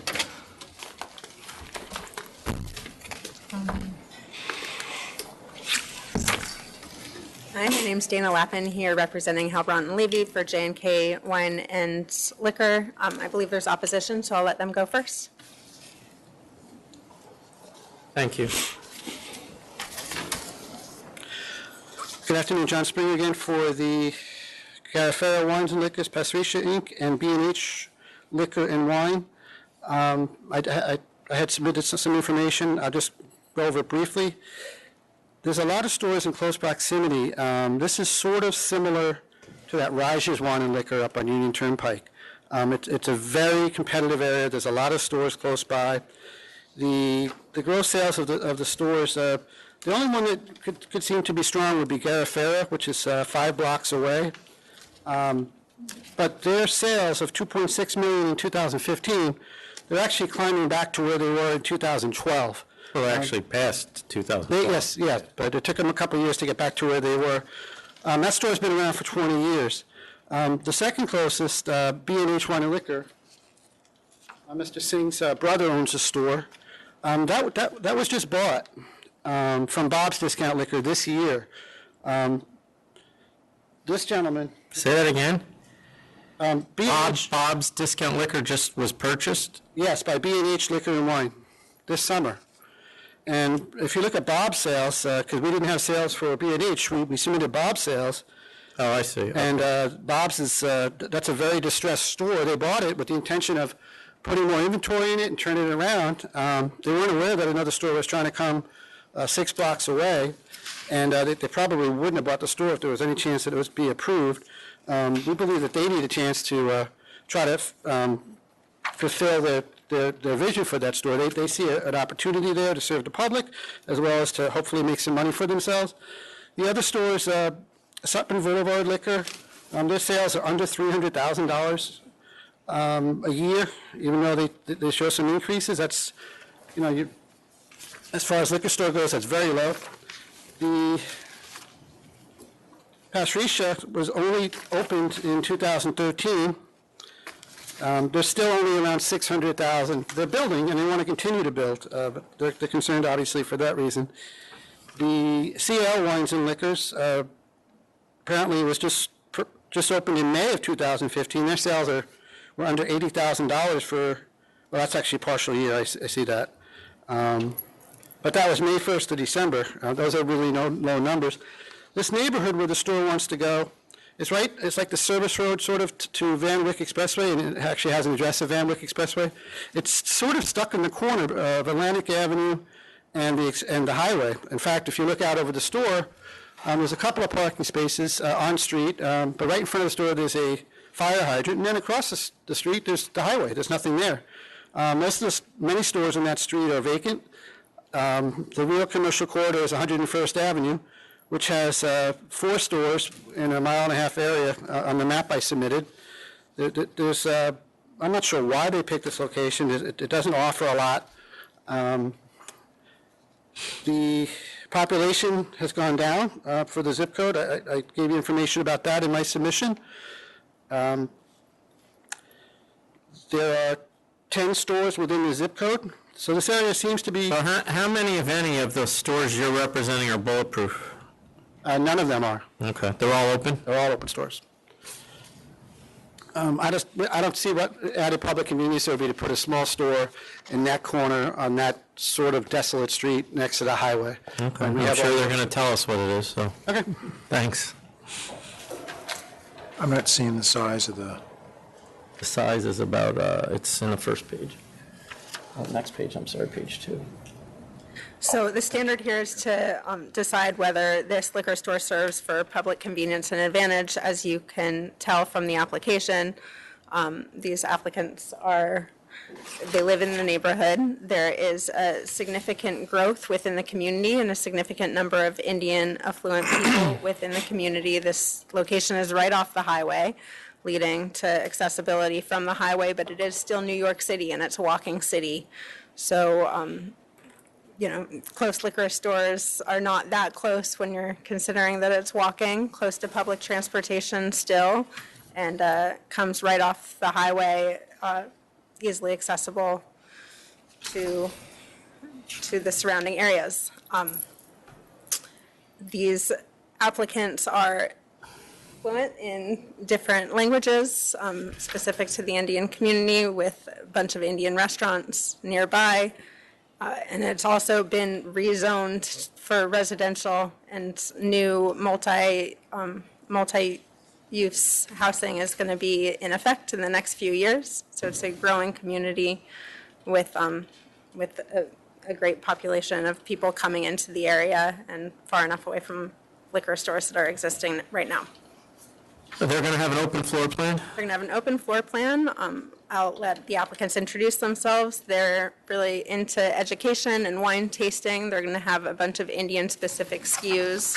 They actually have relationships with Indian purveyors and distributors in India that will be represented in their store, and they're very much into a focus on educating their consumers on that. And how many, are they just the one floor, or do they have basement access too? They have basement for storage. And So how big is the retail space approximately? approximately 1,000 square feet. There's no other Indian stores, liquor stores? No. Oh, there is one, okay. Okay. They can introduce themselves, go ahead. All right. Hold the mic down to your... Hello, sir. You have to speak up, I can't hear you. Okay. My name is Kamaljeet Kaur, and I just, my husband is the only earner in the family, so I just want to do like a small venture to open up to help my husband. So there's a thing, it's like this offers a dry and a single product. So that is like alcoholic beverages. So I want to do like a wine tasting as a grand opening or promotional for my store. And also include Indian products because the community around the store, it's like a Indian community, Guyanese, Spanish people all around it. So that would be really be helpful. Okay, thanks. Thank you. Do you have any questions? No, not yet. I didn't mention the principal has specific ties to the neighborhood, which is why she chose this location. She lives a block away. Why a liquor store? Where did they get that idea? If you know. I do know she's looking to bring income to her family to get involved in the liquor business. She has retail experience. What's her retail experience? Like POS system, I have went to store a couple of times whenever I get time because my kids are not grown up, so they've been going to school, so I have enough time to do the business. So on store, even I'm going to hire an experienced person, and I'm going to supervise all the day. Even sometimes my husband going to do that. Yeah. Really interested in just specializing in these liquor, beer, and wine products, and learning this industry. As she said, hiring an experienced manager that has extensive experience in the New York City area. And Okay. All right. You ready? Yep.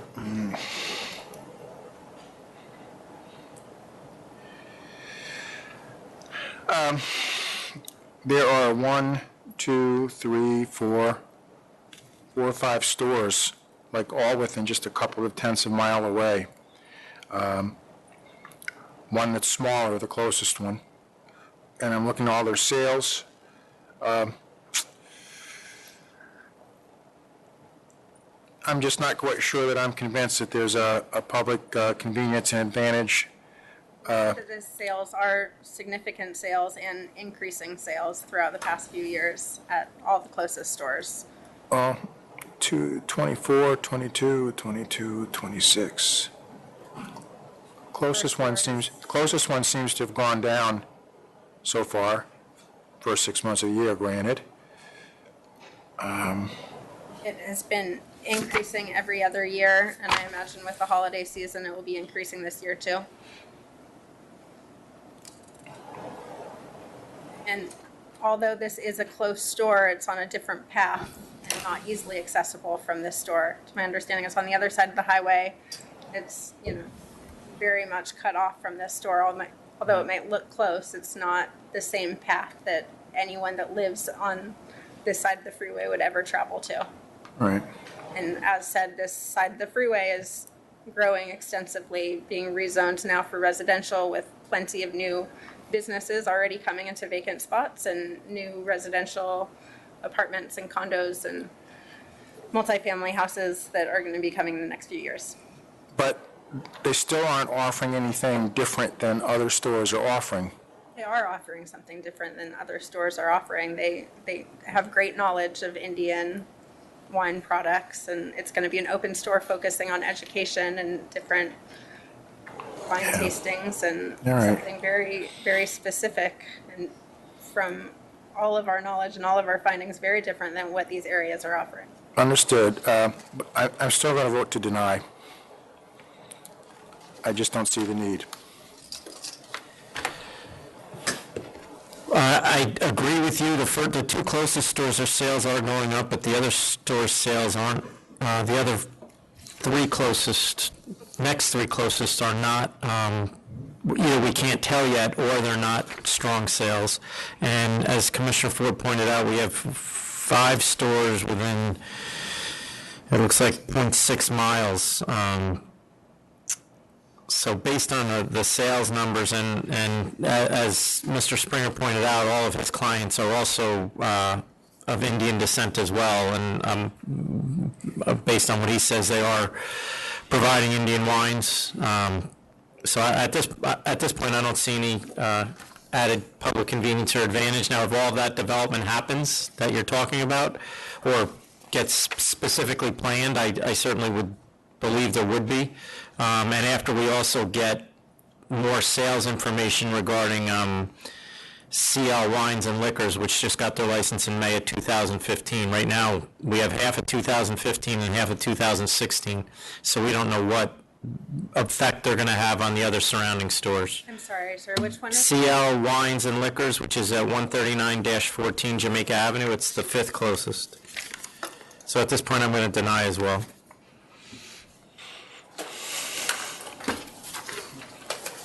The next item is 2226C, Onward Ventures LLC.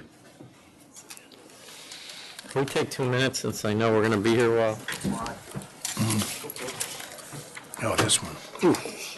It's the big one. Okay. Wow, we've got a pile drops. All right, I am going to take a break at this one. There's got to be more items.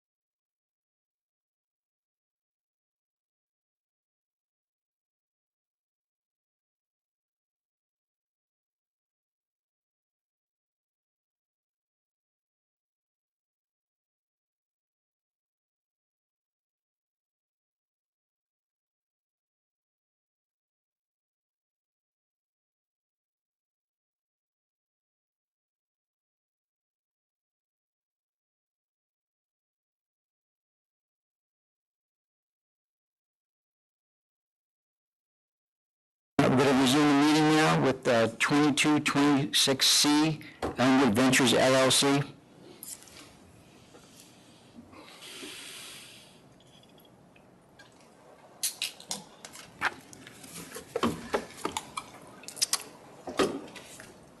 Good afternoon, my name is Frank Camillo.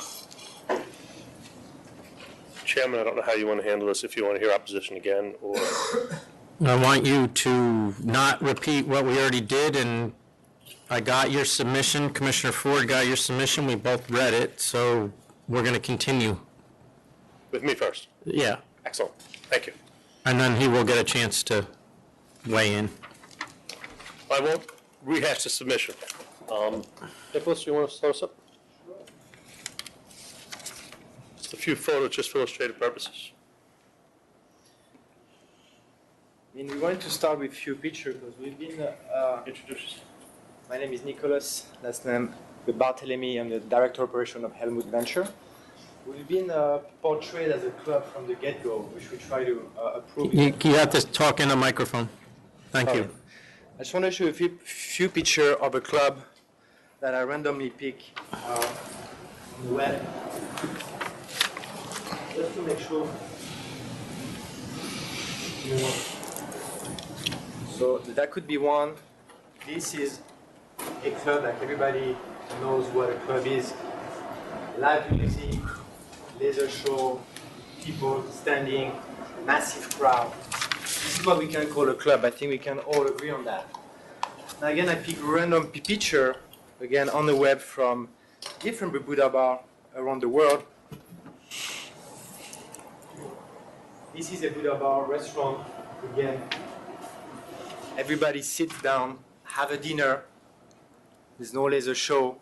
It's a busy place. Yes, it is. It's a large place. Yes, it is. However, this is a restaurant. Another point was made about our DJ. You and other associate a DJ with a club. Again, I would respectfully disagree with that. We have introduced a DJ in a restaurant atmosphere, our brand, the Buddha Bar, 20 years ago. This is the Buddha Bar in Monaco in France that shows clearly a DJ in a restaurant atmosphere, people having food, they can talk with normal voice level, like in any other restaurant. Again, we're trying to show you, and it's kind of mind-boggling that we still have to prove you that if we agree like we did on the sound level, if we have a limiter on our system like we agreed upon, it does not matter if we have a DJ. It is part of the experience. The Buddha Bar is not just a restaurant. It's a lifestyle. It's an experience. It's the music. It's the lighting. See, now, and here's my issue, which goes back to the other issue, and you guys are dismissing this because you're saying it has nothing to do with us. But at the end of the day, you're still called Buddha Bar. The last Buddha Bar in New York City did not always look like that. And as a result, your own company distance itself from it. So it's not mind-boggling because I don't know if you realize how hard it is for us to take a license once we give it. And it was, you notice we didn't take that license, but it should have been taken. And the reason we couldn't, because the law didn't allow us to do it. The place got out of control. All reports are... Mr. Chairman had one disciplinary charge. Well, then why did the trade name distance itself from it? Because they weren't behaving the way they were supposed to. Distance itself because they weren't behaving the way it's supposed to. Right, so that just which is a wonderful thing. But just because someone doesn't have charges does not mean they're operating the way that they came in here and told us they would. But with all due respect, the fact... And that's the fear. But the fact that they don't have charges also means that you wouldn't have taken the license away.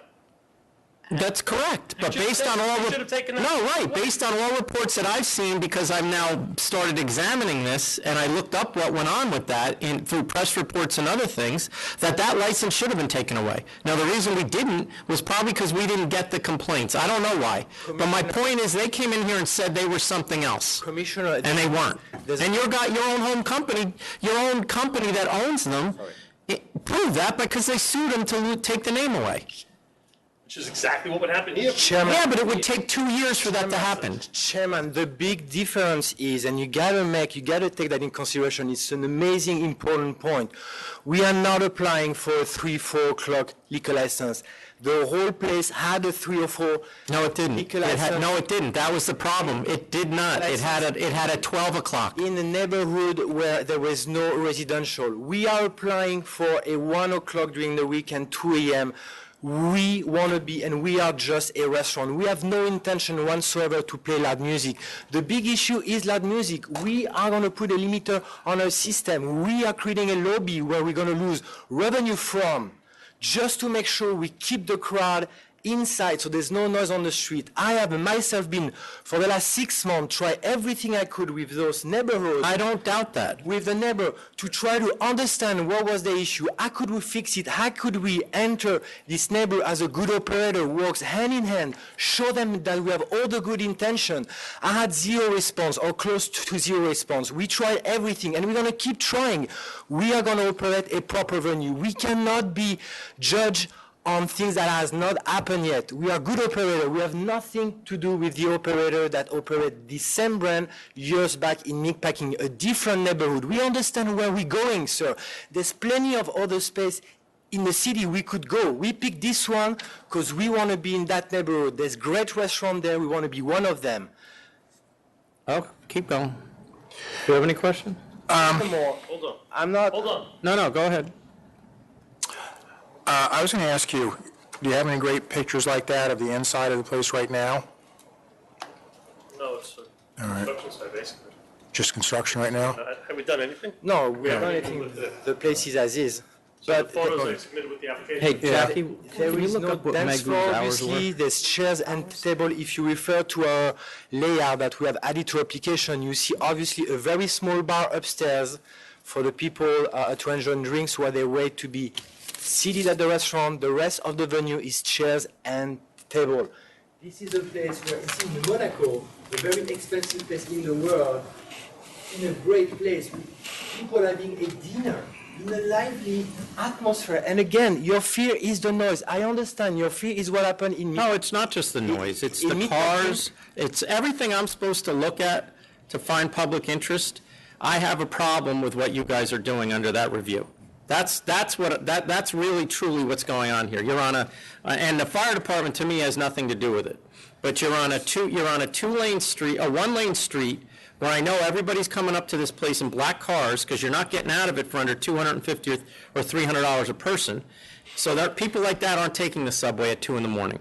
They're taking black car services. That means that's going to show up on that street. The other aspect is you want to be able to have weddings or parties. Right? You want to be able to have private parties? No. You never have any intention. I mean, not never. That's not a plan. It's not an No, it's not. And Chairman, again, we have Odeon, half a block away down that the same street, in the corner of the same street, and West Broadway, if I'm not. Odeon does not have a DJ. Sir, fine, but they do over 500 cover a day, so same car traffic. And they've you're been there for mentioning. 20 years. But it doesn't matter. Actually 25 years. You are talking about the issue with the car on the street. First of all, it's not such a narrow street, and second of all, half of See, here's the problem. What I'm supposed to look at is the fact that Odeon's already there. And then say, what are you going to add to this? Chairman, there has been a restaurant at the same location for 18 years. Yeah, but not. But you cannot disregard That restaurant, Jackie, what were the hours? I'm trying to find it in this thing. It's not coming up. That is the fact that that restaurant was there there was a restaurant there for 18 years. But the hours were not what they were using. You guys think they were supposed to be open till 4 o'clock. My understanding is they did not have 4 o'clock hours. No one ever made the. Are we talking about now the meatpacking, or we're talking about the existing? No, Megu. The Megu did have I believe one of the charges was for violating the hours. Not just the violation, but their stipulated hours were significantly earlier even than what you're asking for. They were 12 and 1. Yeah. And that's what I'm looking up, because that to me is important. I think you should let. I mean, you mentioned the public interest. Again, it is not such a narrow street. Second of all, it's a very dark street at night. It is unsafe. by bringing. That's one of the most luxurious neighborhoods in the city of New York. However, there is. Those are the most expensive apartments in the country are in that neighborhood. I took picture myself with like homeless people that sit in front of the door because the place has been vacant for a year and a half. I'm not questioning whether this is appropriate for a restaurant. I'm questioning whether it's appropriate for your restaurant. But then that's it then, it's very clear. All restaurants are going to operate the way any other restaurant. And I disagree. But you've got to, with all due respect, how do you know? How do you know? I have, based on what, well, one, you've in your submission, you've indicated that the attraction is the hotels that are in the area, and we're gonna bring tourists to the location. The tourists aren't taking subways; they're taking cars, which is traffic. The DJ is an issue as well. Our traffic report shows that is one of the streets that has the lowest traffic in the city. So adding 1 or 2 cars per hour. He's talking about the new Four Seasons. He's talking about you're trying to attract European customers. I mean, that's what you said. And neighbors. Customers, but European service. It's all customers. Everyone in New York City and around the world, we're not. I get that, but this neighborhood, in my mind, when I have to view public interest, is it in the public interest of this area to have this place? And I don't know that it is.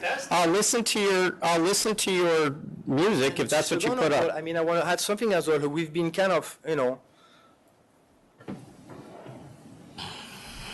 some neighbors were real aggressive after our last meeting 2 weeks ago.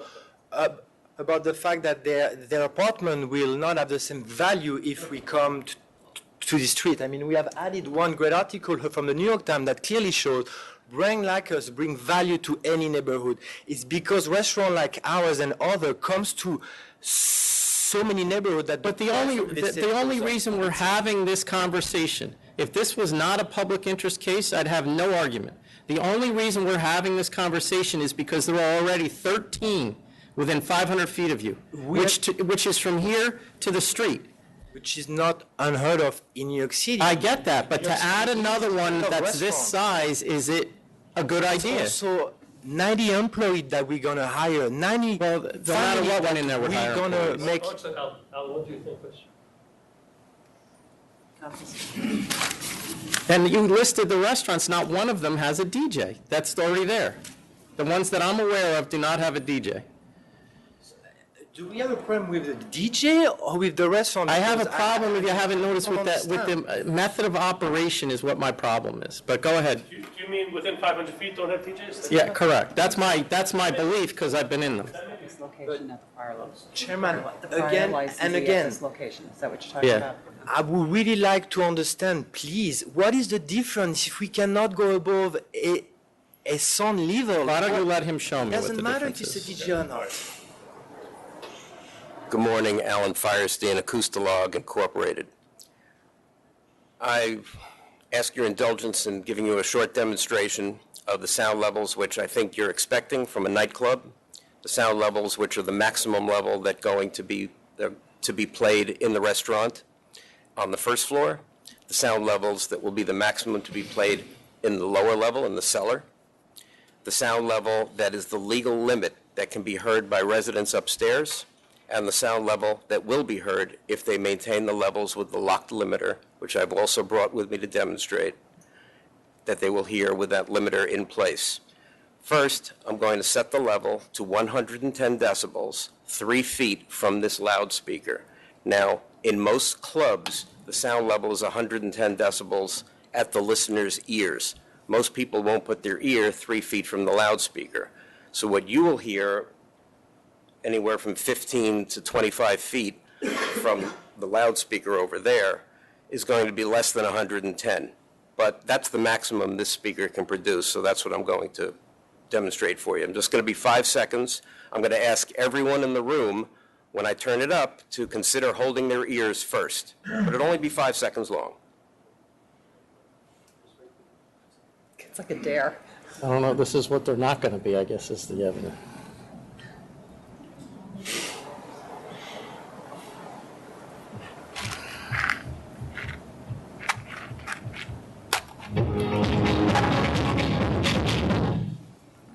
Set the level, again, be loud.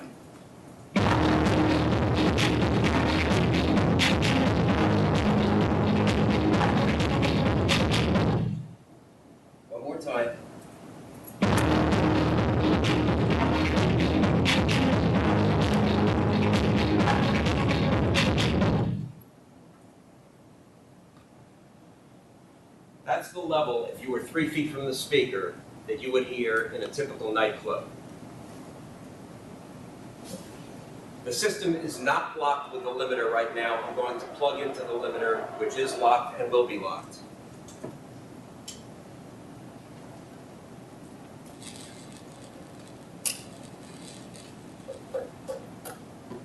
The small box on top of the speaker is the limiter.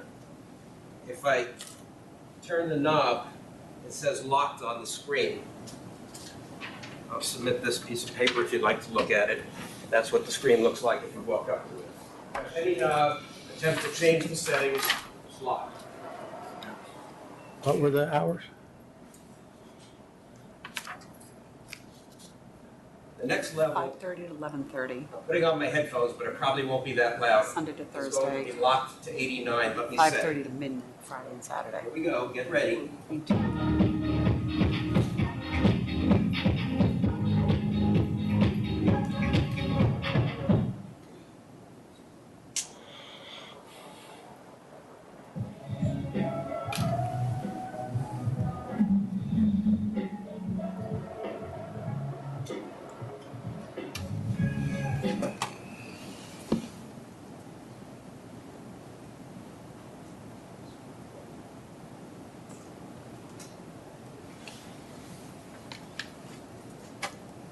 This is the level for the first floor of the restaurant.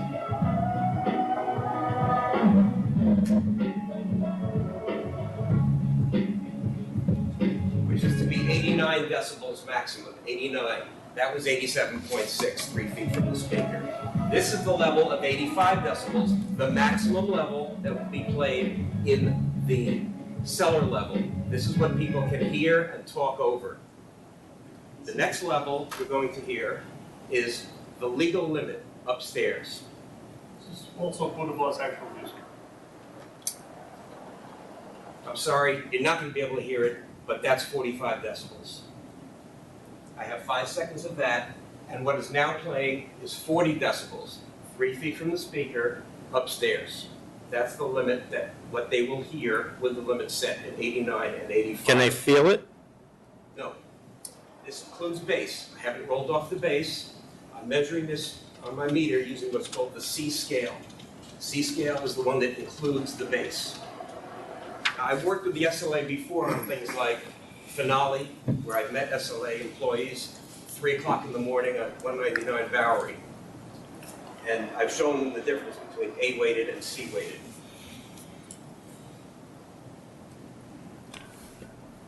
And that's the demonstration. If you would like to come up here and listen to it 3 feet away, you're welcome to adjust the limiter and see that it's... And your report indicates that when you went up into the upstairs apartments, when you did your testing, you were at what decibel?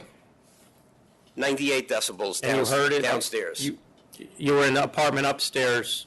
That's correct. 98 playing downstairs, 3 feet from the speaker, produced a level of 57 decibels upstairs. In the bedroom? Actually, there's a bathroom that separates 2 different, like an entranceway and a bedroom.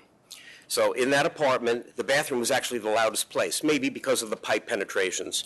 That was 57 decibels. It's too loud. It's not loud that you would say it was loud, but you can't sleep with that. It's unacceptable. The limit is 45. But at 89, are you hearing anything? Well, I didn't test it at 89. I tested it at 98 because at 98, which is 9 decibels louder than 89, it was able to override the background noise coming in from the windows of the apartment, the front and back, mostly the front. So I always test at the louder level. I do computations for the lower level because otherwise you won't hear the music. You're not really finding out what the limit is. And has any soundproofing been done in the building? Yes, there was soundproofing done on the ceiling. They put in multiple layers of sheetrock with insulation and spring isolation hangers.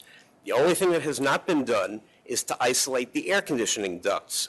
When we were at the SLA in front of the individual ALJ in the hearing room, I explained that there was additional work that could be done. He asked me about that, which is to insulate those metal ducts so that sound which goes in through the grills, like these grills here, doesn't immediately penetrate the thin metal of the ducts and go into the ceiling. I don't think it's necessary, but it would have been a show of good faith, and I told my client it would cost probably under $10,000, and they seemed agreeable to it, if it was necessary. Is it just the one apartment above? No, there's several apartments above. It's a Okay. big space. But we were in the space, we did 2 tests, and we were in apartment, I believe was 2A and 2E. It's in my report. All right.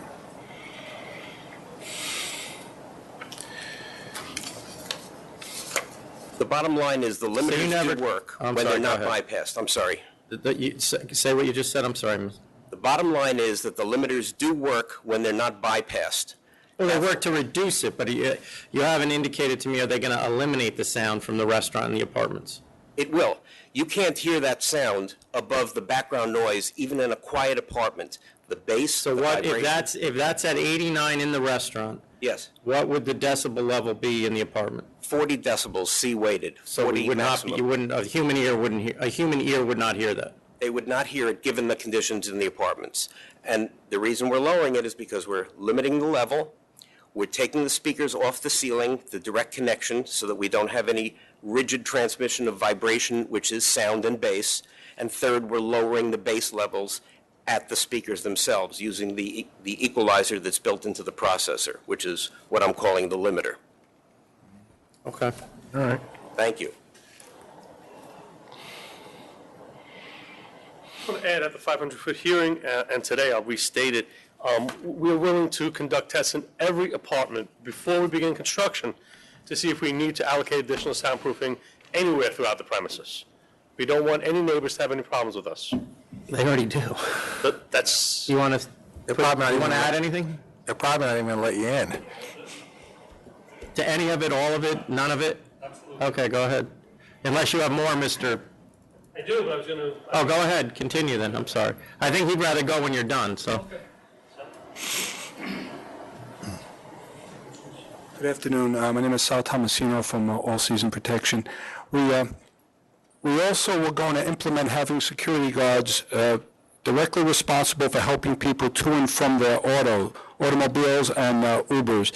We will have the 400 to 500 square foot vestibule that we will designate people just so we could alleviate any sounds exiting the place. We'll walk them to their car and out, in addition to having the security guards on the street, so there would be no idling cars up and down. I'm here to answer any other questions that might be security related. Yeah. So patrons would be kept in this vestibule till their car pulled up, something like that? Yes, sir. All right. All right, thank you.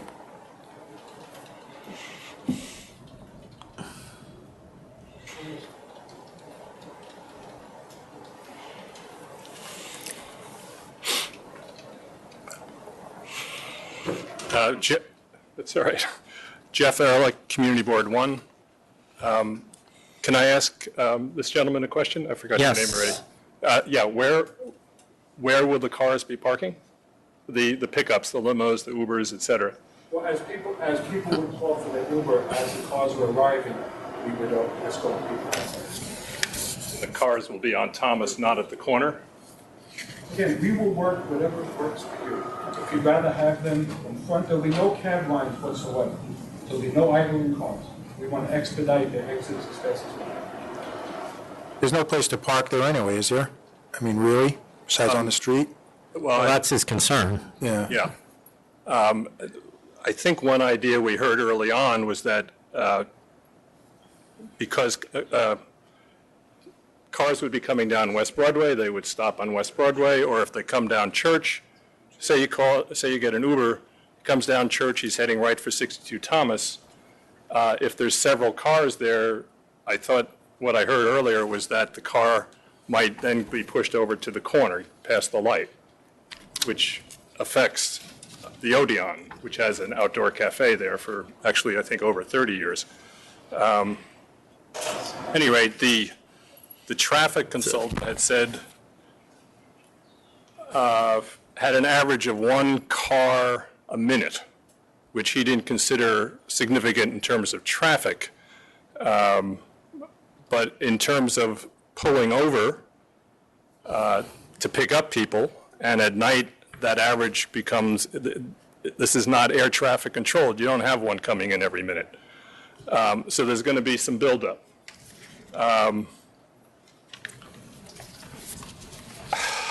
I don't know where to start, given what I just heard. Let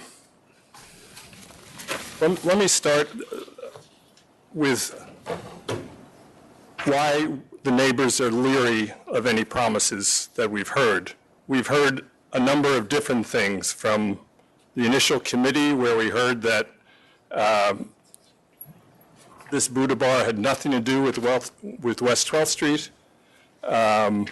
We heard that the Buddha bar was not a bar. Mr. Stefanov said no relationship to the namesakes in Europe or elsewhere. Later, we found out Mr. Stefanov runs the London Club. Mr. Barthelemy was director of operations at West 12th Street, either for a few months, as he says, or at least a year on his LinkedIn site. He did admit at the hearing, the 500-foot hearing, that the former Buddha bar assimilated into a club. That's true, he said. So perhaps he wasn't around when it happened, but the change.org petition that he just sent out, which help us bring Buddha Bar Restaurant in Tribeca, which appropriately he identifies himself. It's clear that he's one of the applicants. But the first entry on that petition is Mr. Barthelemy saying, we would love to see Buddha Bar Restaurant in New York again. Now, I had to read that twice before I realized there was something odd there. You've got a lot of people signing this from Europe who are familiar with the Buddha bars there. The people in New York see that this is, oh, that one, again, that's great. And in fact,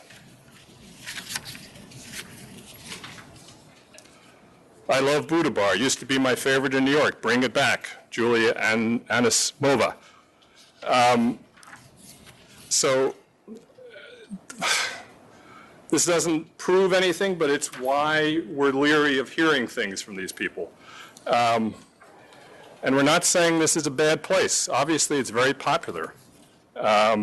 It's just, again, a bad fit. I think the sort of late night metaphor I came up in one of my packets is like, this is an elephant on a beach ball. And I think that we're asking the neighbors to help support this elephant up there. We've got traffic issues, sound I'll get to in a moment. You know, any restaurant is, it's a burden for people. The best restaurant, you've got garbage pickups at 3 in the morning, you may have grease on the street, there's some noise, there's people smoking outside. People deal with it. Generally, that's fine. But at some point, I think the 500-foot rule it recognizes that the people of a neighborhood know best what they can deal with, what they can stand. There have been a number of statements that this is a NIMBY reaction, that people love this quiet street. The Odeon, actually, initially in the community board application, they said there were 5 buildings on Thomas. Recently, they've said 7. There are actually 9. The 2 that were left out are the corner buildings, one of which has the Odeon on the bottom. The neighbors have lived with that for 30 years with no problem. They get on fine with the owner. They lived with Obeka Lee and Megu for years. And the problems they had came when they became clubs, when they went beyond their violations. I thought the hours for Megu were 11:30 and 12. I don't know if you've checked that yet. Okay. They were. Okay. And they used to roll in enormous speakers. I think one of the residents said they saw them taking furniture out to clear the dance floor, and they just rolled in big speakers for the parties, which I have great respect for Mr. Firestein, actually. The little I know of soundproofing, he knows it's totally accurate in what I know. He's been here many times. Yeah, I don't question him. And his Very credible. Yeah. But what can, that limiter, I mean, people can roll in speakers. They did it below me at a Chinese restaurant for years. There are things that become a burden on the community to watch out for if there is sound. So here's my question to you, because, and I'm not somebody who's sitting here trying to say that a landlord can't lease a space for what the space is built for. Mm-hmm. This space is clearly developed as a restaurant. It's been a restaurant. I realize you've had bad experiences in the past with it, but are you saying, and is your board saying, that it should never be a restaurant, or you basically have an issue with this restaurant? This restaurant, and also I've been told because regardless of what goes in there, it's going to be a big restaurant. Because that I can tell you, if I don't pass this one, the next guy that comes in is going to figure out a way to appease what I've just said here, and there's probably going to be a restaurant in there. No, I understand this. All we can deal with here is the history of this one. Well, what you do have here, you're dealing with the history, but you also have somebody who's listening, clearly. Mm-hmm.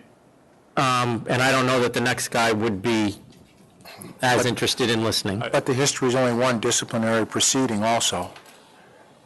Right? Sorry? The history is only one disciplinary proceeding in 18 years. Oh. 8 charges, half of them were sustained, and a penalty was paid. Now, which place are we talking about? When it was Megu. Megu. Yeah. Well, First, there was Mr. Palullo represented them at their final discussion, say, at the community board. Yeah. And he knows well that they turned into a club. What happens in Tribeca particularly, people tend to go along a long time, or they'll complain directly to the people, or they'll come to the community board. They don't like getting up at 2 in the morning, dealing with 311. 311 is not dependable, we've found, for all sorts of complaints, construction, all sorts of things. Neighbors said they've called the police. There's no records of that. For a year or two, we heard complaints about this at the community board. We finally called them in. Mm-hmm. 2 representatives from the restaurant came in, did not identify themselves, did not identify their roles at the restaurant, 2 young people. There were a bunch of neighbors there saying, 3 in the morning, blah, blah, blah. They said, we don't serve alcohol after 12. That's the most they said. And the chair went at them like, what, are all these people lying? What? They were silent. Mr. Palullo, thankfully, took them out into the lobby, the hallway. We went on with our business. He came back eventually. He said, well, there have been, or there may have been promotions. There may have been alcohol served after 12. That won't happen anymore. And by the way, we have one party coming up soon. Do you mind if we have that? So there may not be a record. Okay, but this is what happens. We have other places in downtown, a couple that have gotten disciplinary things, whatever, that went on a long time before it got that far, before we bring them to the SLA. We try and we've worked things out with a lot of places, on Murray Street, on Warren. There were a lot of complaints, and most of them got worked out. But back to your question, I understand, we all understand well, this could be worse. Before it was restaurants, there were other places there. I think there was a religious group, I'm not sure. Mr. Rush, I think, told me that in those 18 years, at least he knows of 2 non-restaurants that tried to go in there. A Washington Market School tried to go in there, and a developer downtown, Peter Moore, tried to put in maisonettes.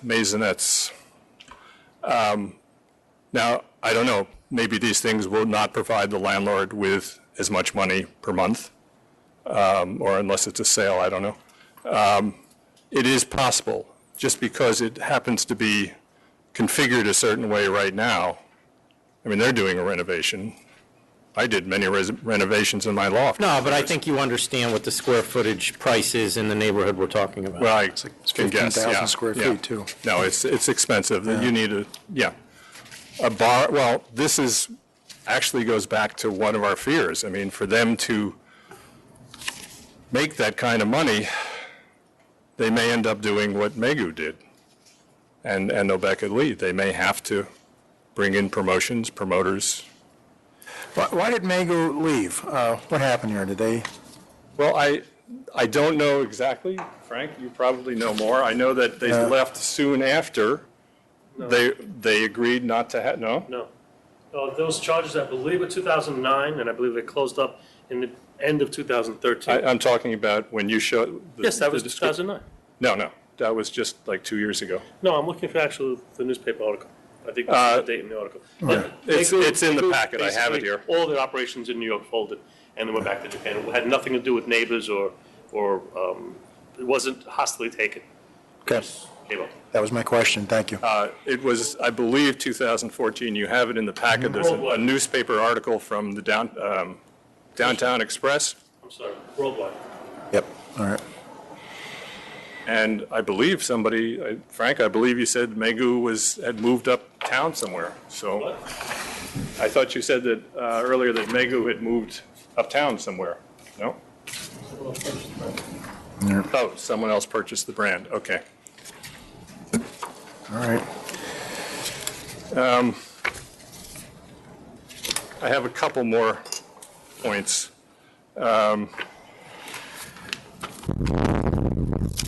They want 2 o'clock hours. This in Tribeca. That's not a restaurant, really. Most of the restaurants around there, their licenses, I'm not sure, maybe later, but they're closing at midnight usually. Were you there when Megu was licensed? Were you on the community board? Yes. And was that when they actually got their initial license? No. Okay. No. It was licensed as a restaurant, I believe. I think I. Yeah, no, it was. I've looked all that. I just wondered, I was going to ask you something, but you weren't there, so go ahead. All right. Let me respond. I mean, there's a mass of stuff that Frank got in recently. I'm not going to go through it all, but I think one thing that got dismissed too easily is the importance of 60 Hudson and the access for emergency for a fire truck. Well, we have, the reason I dismissed that is because I didn't mean you, I meant. But, well, I did too, because the fire department has made it clear that, you know, they figure it out, and that they're not that concerned about businesses opening up. They sent us a letter that indicated that they work wherever they have to work to do what they have to do. And I'm, you know, and the one thing I've seen is if a fire truck has to get through it, it'll run right over it, so. Yeah. Well, They neither support or oppose it. Pardon? Fire department is staying neutral on this. They don't support or oppose it. No, of course. But I mean, if the traffic is the traffic, and that's something I have to consider, there's no question about that. Well, let me point out what Mr. Lemonidis, I guess, I forget his name, said in his report that he'd considered traffic conditions. He looked at construction projects around and had said nothing was going to last past the time that they're opening. The Worth Street project is at least 5 years. I just got an email this morning from the community liaison saying that street will be eastbound only for the length of this project until they restore the sidewalks. Now, I walked over there. It's not just eastbound. It is one narrow lane between the curb and the construction fence. What the traffic consultant said, what the fire trucks can do is go over to Church. They don't have to go down Thomas. They can pick any of the next northern street, western going streets. Worth is that next street. They will not be able to force their way as a fire truck could. They're going to have to go another block, at least to Leonard. And then if they're trying to get back to 60 Hudson, they got to come back at least 1 or 2 blocks. So in terms of response time, you're talking, an extra 4 blocks. That matters to firemen and the response time, and it's serious. The fire chief's letter, I had a different impression from hearing about this last time. He does not deny that they go down Thomas. He's not in a position, he can't say that. No, I know, but the information that we're getting, and if, if the city was that concerned about it, they certainly would be front and center telling us they were that concerned about it, and the information I'm getting is that they make do, and they don't seem to believe that it's going, if they thought it was going to significantly affect their time, I believe someone would be here. And I haven't seen that happen, so. All right, I'm looking at it practically, I'm sorry. By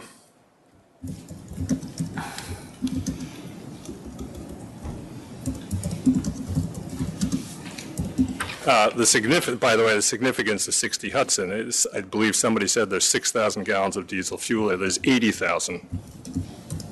It's one of the major terrorist targets in New York.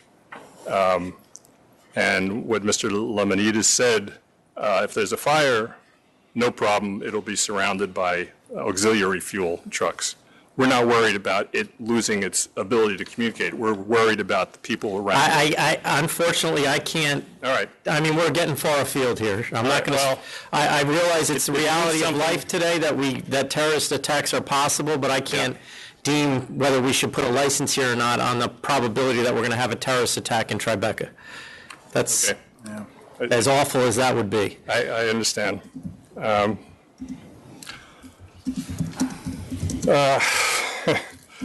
are, by my count, actually 15 OPs right now. Mr.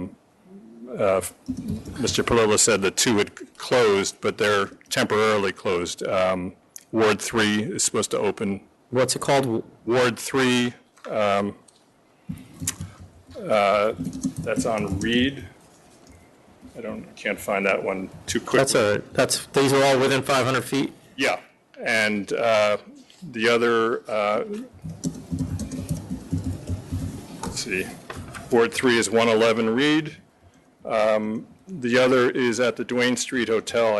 I know it by 2 names. There's Metaphor, but also the Duane Street. They still have their license, and they just went through construction. They restored the whole facade on Church Street, so they're definitely opening. That's the whole point. They did that.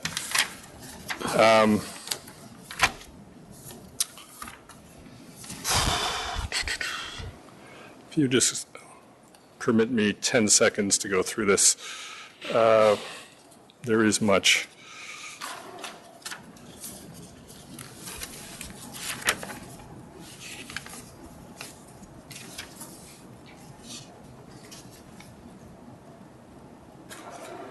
I think, again, the big issue is that the 500-foot rule, to my mind, is giving the local and perhaps vocal neighbors an opportunity to express what that neighborhood is like.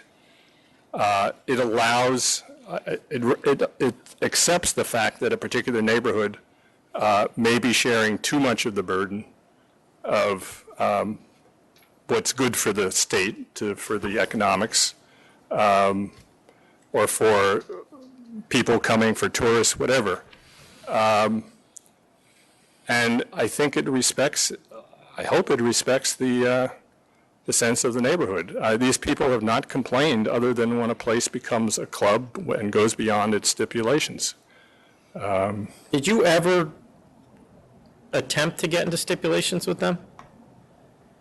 Because I noticed from the correspondence we received from your community board, that did not appear to happen at all. I think we called them in for that reason. As I say, this was going on. One of the residents said, "Well, you never had a list or anything like that. It never got that far." Well, if they simply met the stipulations that were on the license, everything would have been fine. No, I'm talking about the current one. I'm sorry. I thought, Megan. I'm sorry, then repeat the question. Was there any any Did we negotiate? negotiation No. regarding stipulations? Why not? Because it doesn't seem like the kind of place that can manage to change their brand. You've got all these people signing petitions thinking it's going to be this. What happens when they come to New York and find that it's different? One of the residents. Well, and I think the problem with the last place was probably on us, but also on well, because it probably went on too long. There's no question that license was supposed to be, they were supposed to close at 12 o'clock. If that was going on for several months and we weren't told about it, or we were told about it and didn't do anything about it, which is also possible, then, you know, that's on both of us, meaning your group and my group. So I don't want to go too far afield to speculate that they're going to violate whatever they agree to.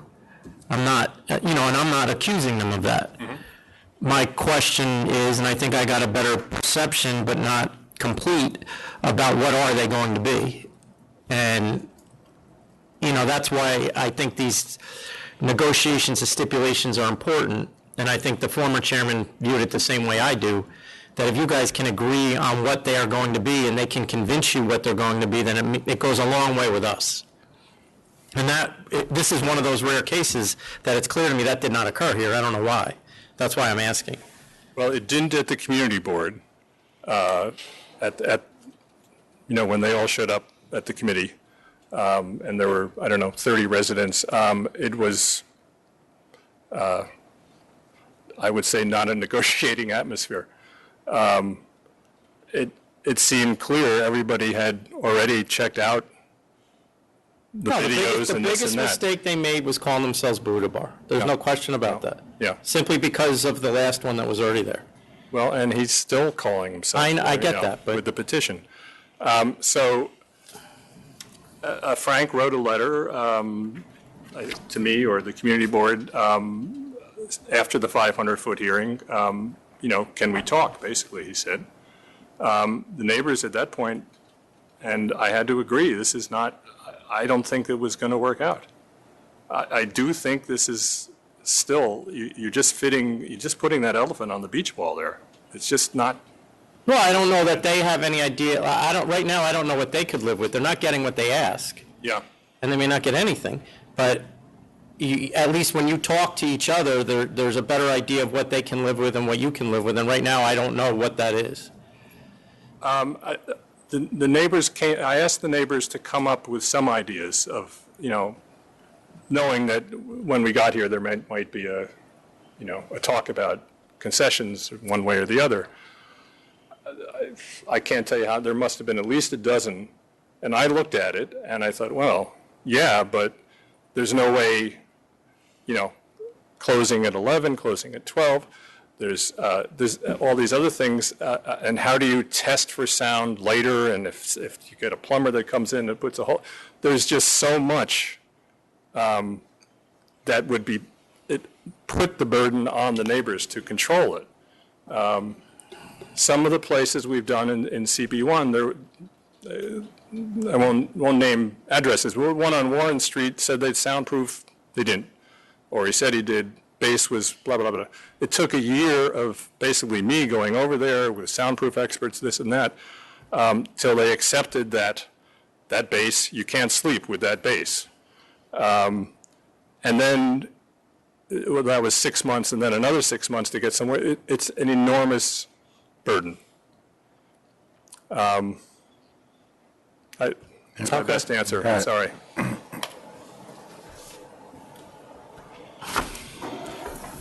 So I won't order you back. Won't order me I back. said if you told me that it would be fruitful, I would tell you all to go back and talk to each other, but it's obvious that that's not going to happen. Well, there's a few neighbors here I can consult with. But you can't speak for the whole board, or can you? For the whole board? Yeah. Well, why don't you go talk? Why don't you go talk? The first thing is them. Why don't you go talk to them and see if it's useful to talk to them? If it's not, then we'll go forward. All right. All right. Should we go out in the hall? Yeah, For a few minutes? yep. All right. No, I think he'd like to hear what you said, so we're going to take a break. Tom, we can call the next one. The next item is 2226I, BAP Cafe LLC. Could you move these, this back so I can see everybody? Thank you.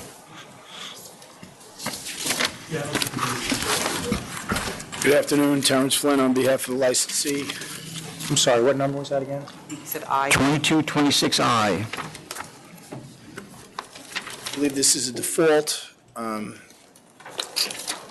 We've been representing this licensee for years. They actually have a current disciplinary proceeding pending with a hearing date in November. They have told me they did not get this. Every other pleading they've ever gotten, they've given to me. I would ask that it be reopened, and I'm even amenable to it being put on the same November date as the other case, so we can dispose of it as quickly as possible. What do we say happened?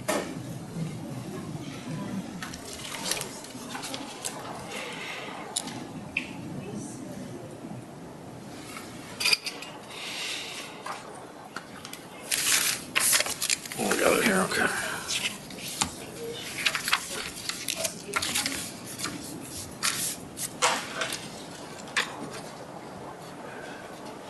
$4,000 fine.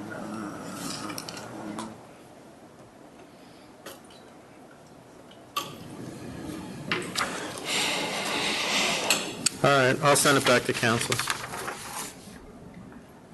4,000 was never received, is that correct? Correct. All right. Yeah, that's because we, He's got to vote. Back to council. Prior determination and returning it to council. Yes. Yes. Reopen it. Reopen back to council. The next matter is 2226E, Harlow East LLC. Clear about that, council? I'm not sure. excuse me? You're clear about that? Yes, I am. Okay, all right. Just checking. You had a look on your face. No, no, All right, it wasn't I was just... thinking about the next case, I'm Okay, sorry. sorry. Which one, Tom? 2226E, Harlow East LLC. This is also a default. In this case, it's slightly different. I just found out over the weekend when I saw this on, when I knew this was on, I finally got in touch with the licensee that was there. There was a bankruptcy here, and they've been out of the premise due to the bankruptcy, and the bankruptcy court apparently has the license. So, or I should say the bankruptcy trustee has the license. So I've reached out to the bankruptcy trustee to at least get that license so it can go into safekeeping. My understanding is they no longer have control of the premise, although the bankruptcy proceeding is still out there. But I would ask that the matter be reopened so I can deal with it because the mail went to the premise and they weren't there to get it under the bankruptcy. I'm not following you. Okay, there was a bankruptcy. No, I get that, but, Okay. but it was, the notice of certified mail, the information we have, the notice of certified mail containing the pleading was available for pickup in Sag Harbor and forwarded to an address in Islandia and left with an individual as evidenced by United States Postal Tracking and Confirmation Report. My people. Well, who lives in, how do you say that, Jackie? Islandia? Islandia. Yeah. I don't know. I honestly don't know. And the principals here are on other licenses without any adverse licensing history. They don't want to have adverse licensing history. They just simply want it open so we can deal with the charges, which they did not get because of the fact there was no one at the premise due to the bankruptcy. Okay. Back to council's office. Back to council.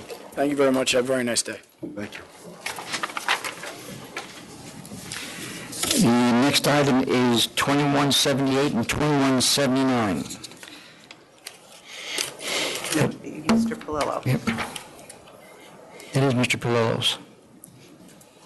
No, that's all right. We'll call him on. Thanks. That, I don't have any other matters signed in. All right, so we'll take a 2-minute, no, Hold on. Oh, I'm sorry. Go ahead.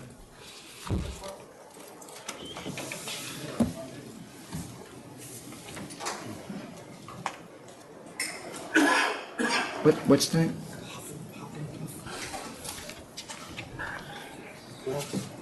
What's the? Default. To default? You got the list here, Jim?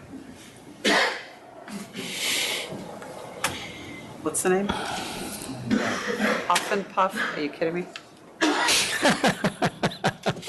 That might be the DBA. Oh, yeah, 2167. Chairman, good afternoon. Kerry Katsouris for the licensee. This is the default, Mr. Chairman. I saw this was on the calendar yesterday, and I called my client. He states he never got it. I've represented him since we got the license. I would respectfully ask it to send it back to council's office. The notice of pleading was deemed arrived at unit and notice left as evidence, but the only reason I'm going to send it back is because I just sent the other back from Mr. Flynn, and I'm not going to obviously penalize you, but I guess the United States Postal Service is going out of business shortly, because I've never seen more certified mail not get delivered. But back to council's office. Thank you so much. Good day. Back to council. Frank, do you want to take care of your other matter? Frank, you want to take care of your other matter? Okay. Come on up. This is 2178 and 2179. We never got the notice in the mail. There's a lot of that going on around there. That's true. It's cancellation. It's an offer of cancellation. Oh, cancel and bond. Just seemed like it seemed to be working. So I hadn't read it yet, that's what I'm... thank you. All right, take 2 minutes so they can... All right. Fight up.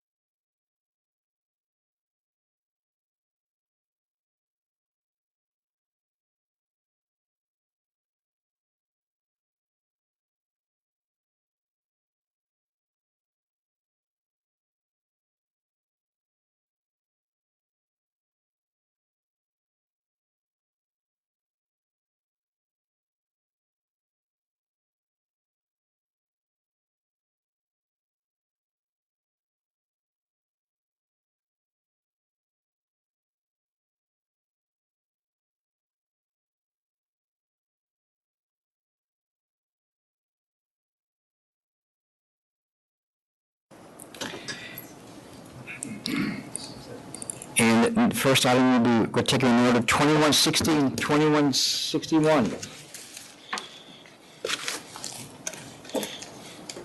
Sustain one. Sustain the first proceeding, dismiss the second proceeding, $1,000. Ditto. 2162. Cancel and bond. Cancel and bond. Sustain the first charge. 2163. Sustain the first charge. What is this, Jackie, 2,500? Yeah. I think maybe Okay. letter of warning. No, I'm gonna go more than that. $1,000. I tried. $1,000. 2165. You can play with this one if you want. After hours liquor sold.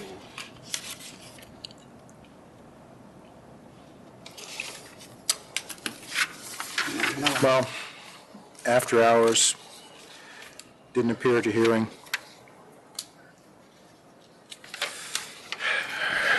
I'm looking for something stronger than a letter of warning. Okay, 2,500. 2,500 it is. 2166. And the alteration was approved on the 5th of October. I'm gonna counter with 5,000. Just because I think that this is... Too intentional? Yes. Yeah. I thought it was intentional, so... 5,000 counter. 2168. You guys let us know when you're ready, okay? We're gonna keep going. All right. Need the other half in here. We gotta wait for the other half. Yeah. CNC, I'll accept. CNC accept. 2169.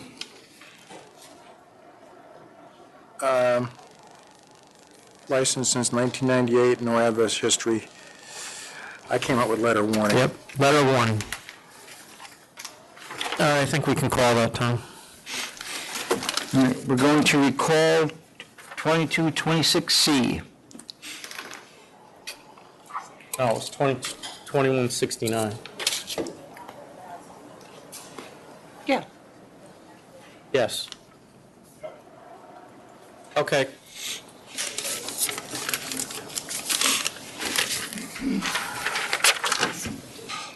We have talked.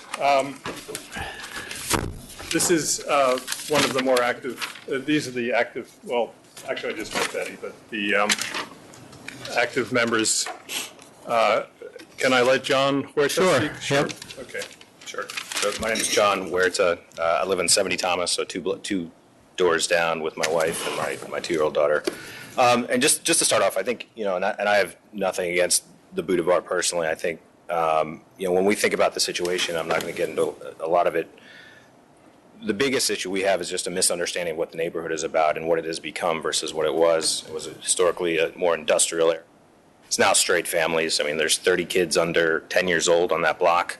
A lot of them live, have rooms on that street. So just the noise aspect of this is really, from my perspective, living 2 doors down, the major issue we have, and just the understanding of the traffic, both foot and cars, and what that means to the street. So as we look around the neighborhood, all the restaurants in the neighborhood are kind of 20 to 30 seat restaurants. They all close at 11 o'clock, other than I think one. I mean, they might have license to go later, but hours are 11 o'clock. So as if you think about this space and this restaurant in particular, with 230 seats, 250 seats, you're effectively opening 5 to 8 new restaurants in a 500-foot radius of all these other restaurants that are 20 to 30 seat restaurants. So you're effectively it's not one restaurant, it's 5 to 8. So when you think about timing, and I think the stipulations and this is just our initial thoughts about this, we'd like this restaurant, if it's going to be a restaurant and not a night spot, whether we want to call it club or nightclub, not a night spot, it should close at the same time the rest of the restaurants do. So 11 o'clock close 7 days a week, which is exactly the same as everybody. If you look at the Boulay, Edwards, Odeon, Blaugans, this is all the restaurants in our neighborhood, 11 o'clock. Can I ask you a question? Sure. How many seats was it before, when it was the other restaurants? Was it a couple hundred seats? Couple hundred seats. Okay. all About the right. same, it's the same size. It's the same size. I didn't know how It's they the same broke up size. the floor space, so. It's the all right, same size. All right. But again, as you're thinking about it, revisiting it from a public interest perspective, it's not one restaurant, it's several, in effect. So 11 o'clock, and then the biggest issue we have from a interior, obviously, is going to be the DJ. So 11 o'clock. Were you here for that? I mean, were you here for the presentation? Yes. Assuming, and once again, we all can sit there and say that they may not abide by this, and then shame on them, and then that's where we come in. But what they played here, is that an issue for you? So the way I would think about it, I've been to boudoir bars all over the world, Paris, London, New York.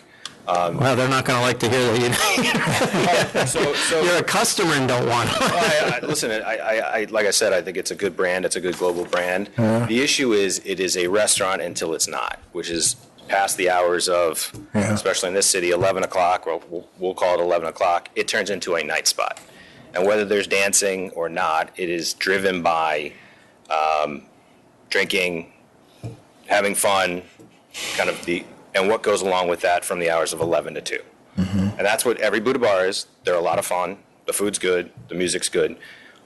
The escalation of noise isn't just the music. It's the people in there. And you have 300 people drinking, and it just gets louder and louder and louder and it escalates.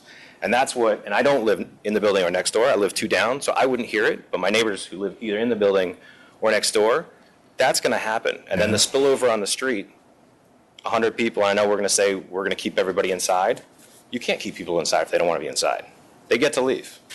And I don't know how many restaurants in New York you see with security guards trying to maintain people coming in and out of the restaurant. I don't know any. So that's a very differentiated quality or lack of quality for this restaurant. So that noise aspect, internally, externally, the differentiated nature of this business versus all the restaurants in our neighborhood, and these are neighborhood restaurants. This is just, we eat there all the time, everyone in the neighborhood. We're not trying to bring in hundreds, if not 1,000 people a night from other areas of New York City or the globe. That's not the neighborhood. It's not why all of us moved to the neighborhood. And so if we can make it more like a neighborhood restaurant that serves good food and shuts its doors at 11 and is respectful to us, I think we could start thinking about it.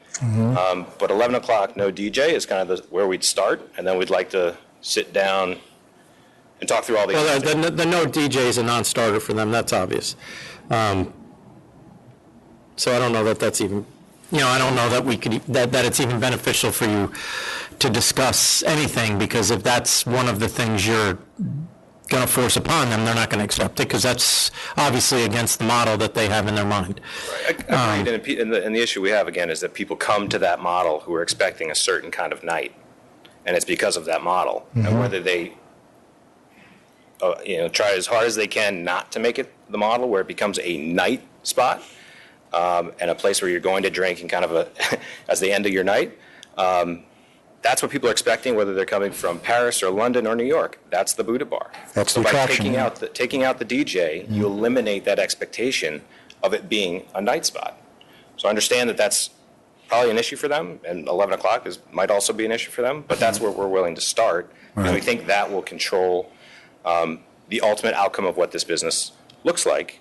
And then they want to make a fine dining establishment. We have 3 of the best restaurants in the city within 2 blocks. Yeah. More than welcome. Yeah. But it's the nightlife aspect of it, it's the late night hours aspect of it, it's the noise aspect of it that we need to control. Okay. Thank you. Thanks. Mr. Polillo, final word? Well, I'm assuming that there's, based on what you just heard, that's not a good starting point. Maybe on this case, I was going to say my final words. No, in my last submission, I think I gave you 15 on-premises licenses that are late-night establishments. In addition to that, on the very next block was City Hall Restaurant with an occupancy of over 250 people that just recently closed. It's not all 20 or 25-seat restaurants. City Hall was literally on the following block on Duane Street. That's correct, that's a large restaurant, but the ones on your list are not. And we can acknowledge that, because I've been, like I said, I've been in the majority of them, and they're not 300 or 250 seat restaurants. When you say the Edwards, 500-foot. Yeah, within 500 feet. Not in the last 15 or so that I gave you that show late hours. No, I'm talking about the 500-foot ones. Steph? The one thing that the last 8 months have taught me in dealing with this case is that the neighbors have done an excellent job of giving us a roadmap. They've basically made it very clear what their concerns are, what they expect, and what they do not want to see on their street. They've made it abundantly clear. We have tried to address each and every one of their concerns. We have, in fact, it was something that Jeff had mentioned about a plumber doing some work. We have hired Acousti-Log to come in 4 times a year and inspect the work and make sure that no one's touched anything, no one's created a situation that may allow noise to escape up to the apartments. That's a regular service contract, $750 a visit. Stefan is standing next to me, and Jeff, you misspoke. We have always told the Community Board and the State Liquor Authority, Stefan is Buddha Bar London. He owns it and manages it. As part of your SLA application, I have a letter of recommendation from, I think, the head of the board of, from the board of directors of the building that this Buddha Bar is located in, supporting it. The last, I think, 3 years, 2012, 13, 14, Zaggett's best restaurant? 4 years in a row, best restaurant in London. Okay. All that being said, you're now tasked with the responsibility of balancing the neighbors' concerns against what we're telling you we're going to do, knowing that the neighbors have been burned. And the neighbors tipped their hand in March and showed us, these are the problems we have. We don't think that you can do this. Standing next to me is probably one of the bravest clients that I've ever represented, because Stefan has not flinched once. Every time I've come to him and said, the sound guy says this is what you have to do, this is going to cost you X. He does it. The architect creates an interior vestibule that Maygood or Becca Lee never had. This vestibule will have double doors so that when the front door is open, the vestibule doors stay closed, noise will not escape to the street. Now, when you put in a 400 square foot vestibule like that, you're taking away tables and chairs. You're taking away revenue. In addition to all of this, everything we do has to be reported to the brand. We have to operate in accordance with our stipulations with the Liquor Authority and the brand. And Mr. Chairman, you made a comment before which I really don't agree with, and that comment was it could take us years to get them out. How long is this guy going to survive if he doesn't operate the exact way that he says he's going to operate? I would say 3 months at best.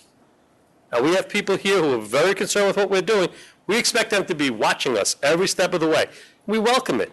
He has not shied away from this one bit.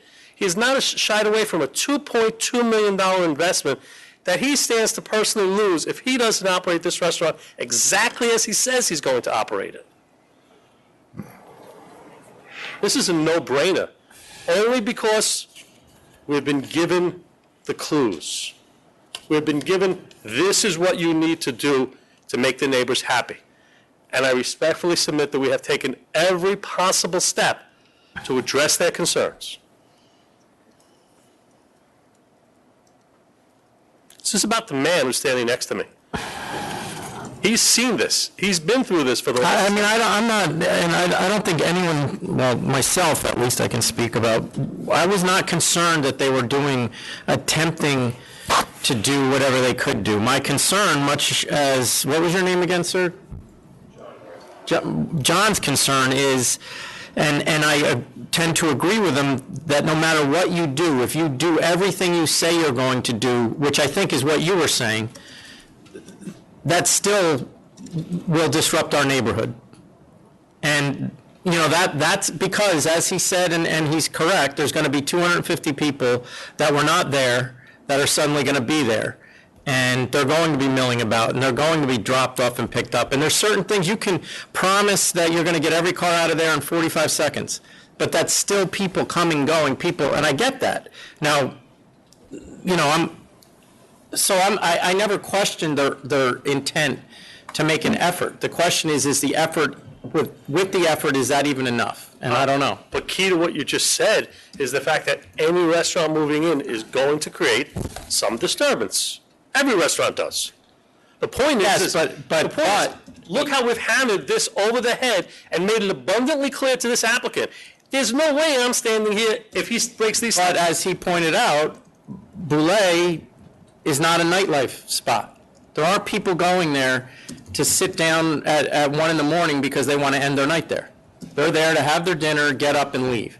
What you're talking about, I believe, and maybe not 100%, a percentage of the people that are going to be coming there at 12 o'clock at night are going for drinks. And it's a nightlife situation. It's not just dinner. I don't know how it could be a nightlife situation with the hours. Well, I think that's what he was describing, correct, John? Proposed. If we had said, well, I mean, and so that's my next question: is that the last restaurant that was there did not have 2 o'clock. They did not have 4 o'clock. They had 11:30 during the week and 12 o'clock on the weekends. And to stay afloat, they were forced to break their stipulations, which the neighbors have documented. They stayed open later than they should have. We are willing to compromise. We are asking for. I don't know that I am, though. Okay. I guess I should try to persuade you then. Well, I don't know that you can, because the last restaurant that opened, and if it didn't survive, it didn't survive. That's unfortunate. But my belief is that those hours were stipulated. They didn't come in and offer to close at 11 at night. You signed off on it. We did SIPs back then? So a number of years ago, I didn't know. So, and I don't know where that leaves their business, but I could probably live with those hours. I don't know that I'm going to go, I don't think personally myself I'm going to go beyond those. Well, and there's other things as well. I was just going to ask for the same consideration that Community Board 1 provides every other restaurant on a side street. Which is? 11, 12? Side street? 12 to 1 is the guideline, but 12 during the week, 1 on the weekends.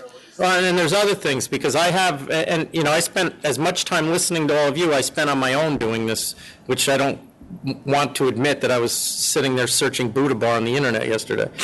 I did it. And it's clear that, you know, you've indicated that your closest Buddha Bar that you could compare this to would be the one in London, or that's the hope. Well, the one that pops up in London has a belly dancer dancing around like this in the middle of the night. Easy. Well, Easy. so that's not going to happen. Easy. There were people in costumes. It's not going to happen at this. Ever. Never. Never. It's illegal to have dancing in New York. There's no ropes. No, but this isn't a customer dancing. This is entertainment that somebody brought in. Right, but you would still need a license for that person to dance. There would be no ropes outside. No. There'd be no lines outside. No. There'd be no promoters. No, absolutely not. There'd be no private parties. The lock has to be on the, and these are just mine. He hasn't even started yet. Firestone keeps the key on the lock. We have no access to the key. And so it has to be at that decibel level or less. If you're going to use a DJ and there's no dancing, why couldn't you just use pre-recorded music? Because they sell the music.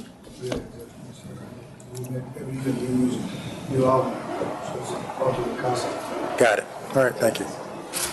Yes. Sure, Nicholas. Just, that one, I think it's Come up to the mic, please. It's an element that we had it recently in our application. We the brand is an experience, and having a human being that plays music, it's about feeling the crowd and play the right music at the right time. Mm-hmm. As of if we play just a pre-recorded list, then you cannot achieve that. So it's part of the show. However, again, we won't play it above a certain level, so it's kind of irrelevant. Got it. Thank you. The soundproofing of the ducts, the air ducts needs to be done. It'll be done. Are you getting all these, Jackie? Oh, yeah, writing it all down. I am. You said the speakers are going to be suspended. Is that correct? Suspended from what? Let Al answer the question. Yeah. Springs, sir. Okay. From the ceiling? Connection. From the ceiling. It's in my report. It's either from the ceiling, which is already a floated ceiling on springs, or from the walls. Okay. All right.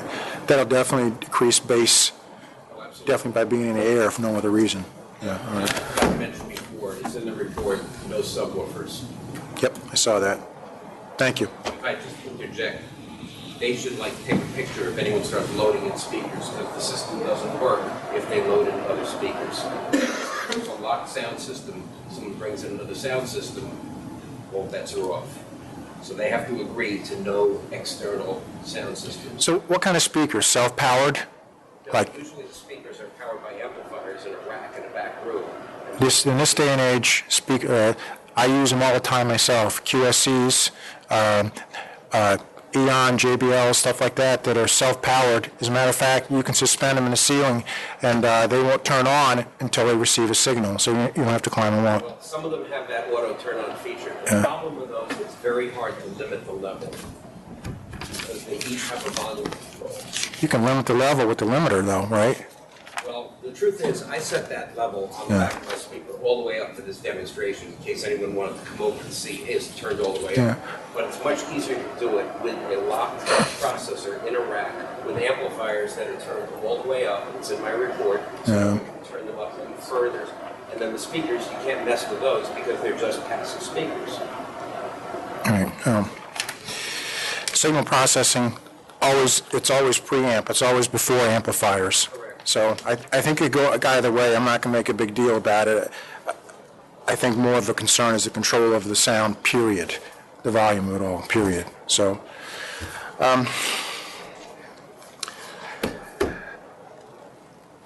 Chairman, how much further you want to go about with this? But on a vote? Anything else? Are you willing to live with what I said? No. Which was, one more time, I'm sorry. I got a list. You're going to make me read the whole list again? You want to read them? Go ahead. The community board standards, 12 and 1? Pay attention. Yeah. No ropes, no lines, no promoters, no private parties, a limiter on the sound system, and soundproofing on the air ducts. And the hours are Well, you didn't get to that part yet. what the old restaurant was. You want the other hours, which Is the weekend is only Friday and Saturday. The old one was, I think you said 11:30? It's 11:30 Sunday through Thursday, midnight Friday and Saturday. We just That was bumped the that prior. just a little bit and we could live with it. 12 and 12:30 would make all the difference in the world. Yeah, I'll leave it where it is for now. That's what I will do. I don't know what Commissioner Ford is thinking, but if you can live with that stuff, then I probably can live with this. Yeah, it's in half an hour. Wait, Yeah. let the commissioner speak, please. Yeah. I think it's like I said, it's a half an hour one way or the other, and I'm going to defer to the chairman on that one. And the ducts, you said the air ducts too have to be, okay. So one more time, Jack, 11:30 and 12? 11:30 and 12? 11:30 and 12. And that's 11:30 Monday through Thursday. It was Sunday through Thursday. Sunday through Thursday, I'm sorry. They're not gonna move. 11:30 and 12. 11:30 during the week, is what you want. Then you can accept that and live with that. The applicant, of course, reserves the right to revisit this after we're operating and hopefully prove ourselves. The only thing I would say is that you notify the community board. You're not required to, I don't think, but I would ask that you do that before you come here. We will. And a request for modification of the method of outcomes here? Yes. Good luck. Then I'll vote, under those conditions, I'll vote to approve. You know, you guys have come a long way with this. I think that as far as a community board is concerned, Jeff, you guys, I kind of think that sooner or later, someone's going to be in there, and I think this is the best opportunity to control it and get a handle on it. I can tell you this much, though, if you guys come back before us with any violations, I'm going to be as hard on you as I possibly can be. All right? I've actually explained that to Stefan, that we totally have to be aware of that. Yeah. This board will not be our friend on there's any violations. I think he just wants to add some. Go ahead. Sir. Just talk to the microphone, because this is all on tape, and I may have to watch this again. Me too. No dancing. Yes, no dancing. I mean, they're not, I said no dancing entertainment and no dancing, correct? Okay, because the other ones, nobody has a dance floor, but there's dancing, so. And there, I believe initially that they said they would test in the other apartments. I do have some concern because Mr. Firestein says bass, it's hard to measure bass, or there's no standards for bass in the city, I believe. There are? For the bass, okay. 24,241.1. Okay. So I'm also gonna stipulate that you continue to communicate with the community board regarding their concerns. Frank, I don't care who you put in charge of that, but. I agree with you, actually. Okay. And there should be, I want to add one other thing, a contact in case anyone has an issue. Well, that's what I just said, okay. Okay, sorry. All right. Anything else, George? Regarding, I don't know, we want to get into garbage removal. They've said that they won't put garbage out, stored inside the premises until pickup. Whatever they've entered into with you guys, if you can, that should continue. But Mr. Palillo knows that. All right. No queue or velvet rope outside? That I put on there. Right. Okay. No party promoters outside? I said that as well. Yeah. I think one of our main concerns is some sort of independent verification of the sound levels, that they would pay for an outside consultant to verify. Well, I can tell you, and I think Mr. Ulrich can confirm that the guy they have is the guy we get. He's as credible as they come, in my view, at least in New York. So I don't have any reservations about what he showed us. I mean, if a neighbor finds the music too loud, will we have the right to ask them to turn it down? Yeah. I mean, will they turn it down? Well, as long as they're required to keep it on the lock the way it is, and based on what I heard, I'd be very surprised if you could hear it, but I've also,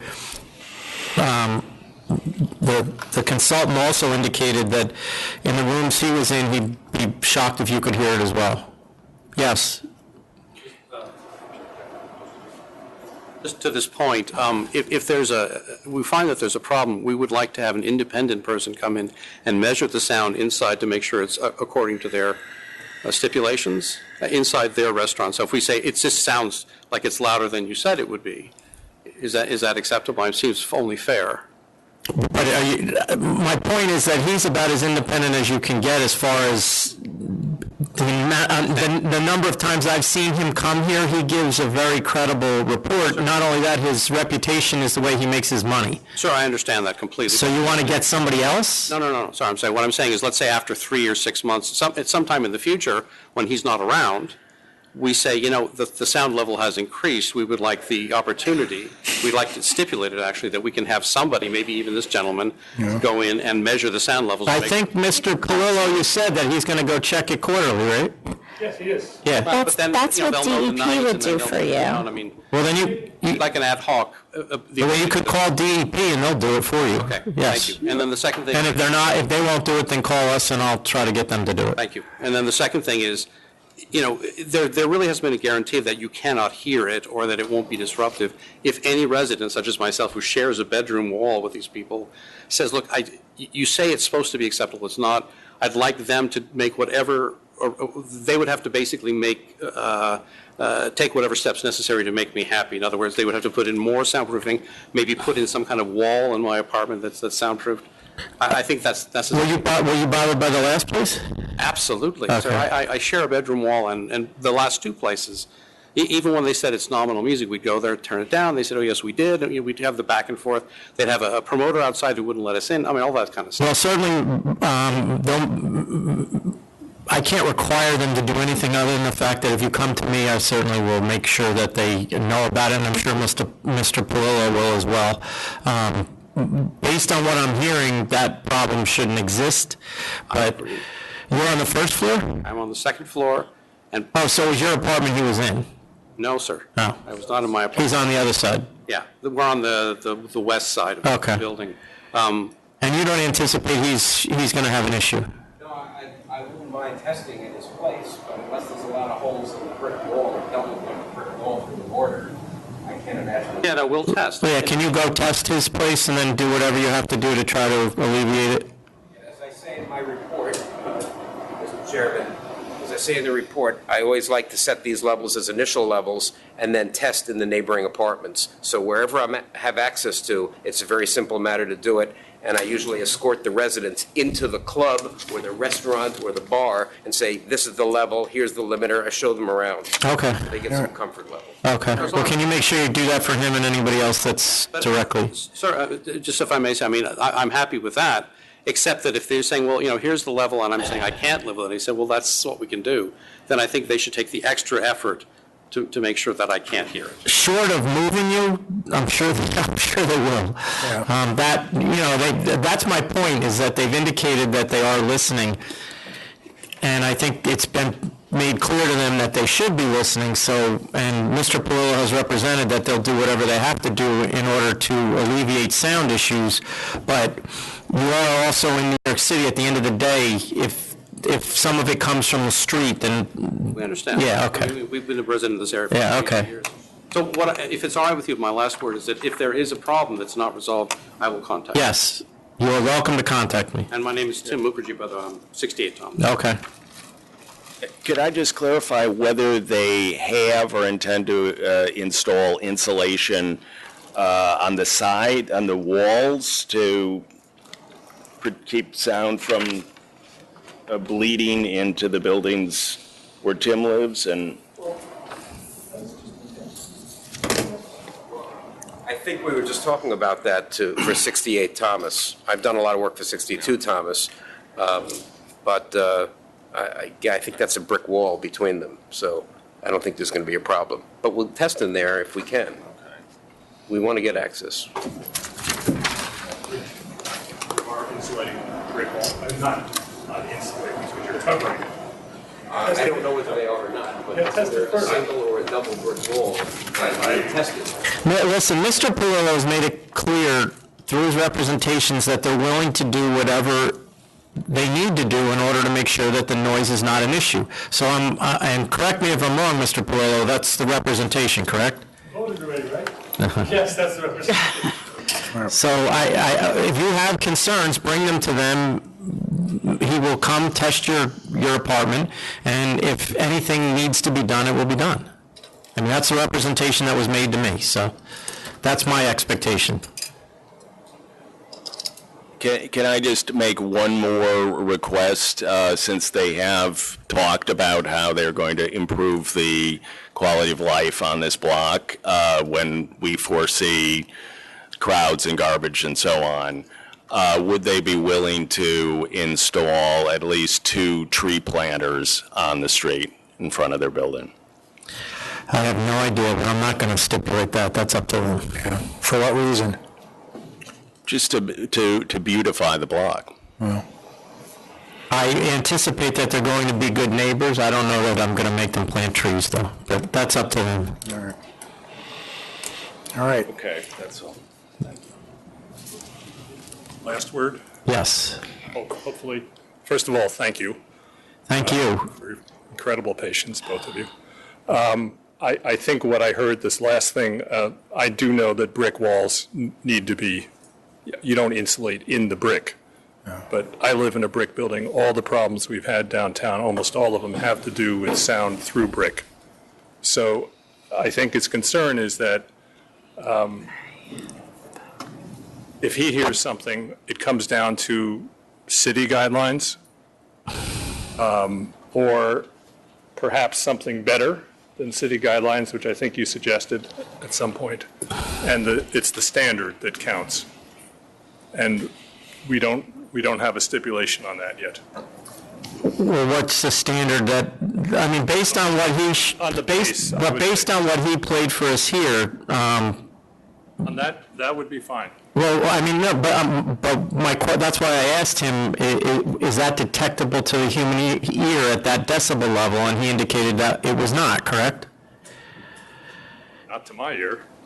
Remember, I said there is ambient noise in every From the apartment. street, right. Yeah. And obviously, if you closed the doors and made an interior room that didn't have any ventilation or windows, there could be audible sound. Look, I've done jobs where people put their ear on the floor and hear sound. Right. And some people could say that's reasonable, and some people would say it's not. But the way the city measures is typically 3 feet from any boundary, meaning from any floor. Well, although what you said before about having the DEP come and measure, you have to have the right people from the DEP measure it, because not all of them have the base meter, right? And I know they're concerned about base, and I'm concerned about, I work for many people who have problems with clubs, and I'm not always working for a restaurant. So it would be, I expect the level would be 40 decibels, which is 5 decibels below the base limit. So there's your standard. That's 40 below the legal limit. No, it's 5 below the legal 5 below the legal limit, that's what I meant. limit, which is about So that- 30 or 40% lower to the human ear. Okay. All right. Thank you, everyone. Thank you for your patience. Good luck. Do you want to proceed with the, I'm going to go at 2:30, so I'm good. ready to proceed with the rest of the calendar, Chairman? Yes. Okay. Next item is 2170. Accept. Accept. 2171. Accept. Accept. 2172. This is low.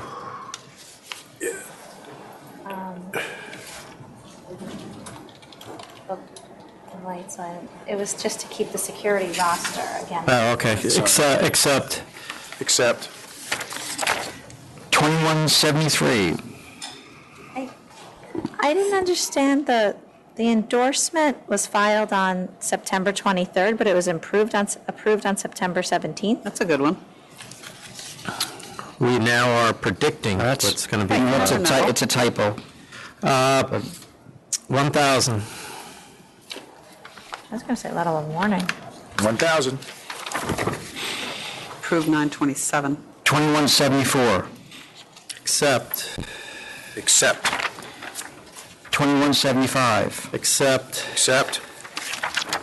2176. Accept. Accept. 2177.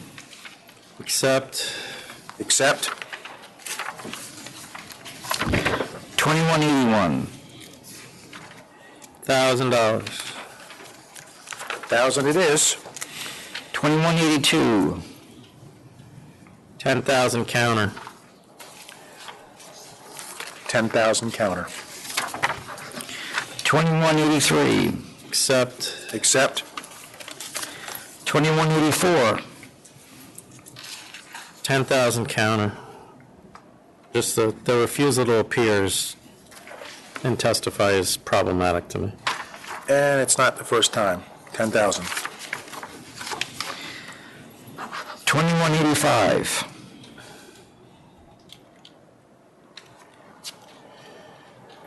Accept. Yeah. I'm assuming all these change, can we put in the letter that the changes need, the charge,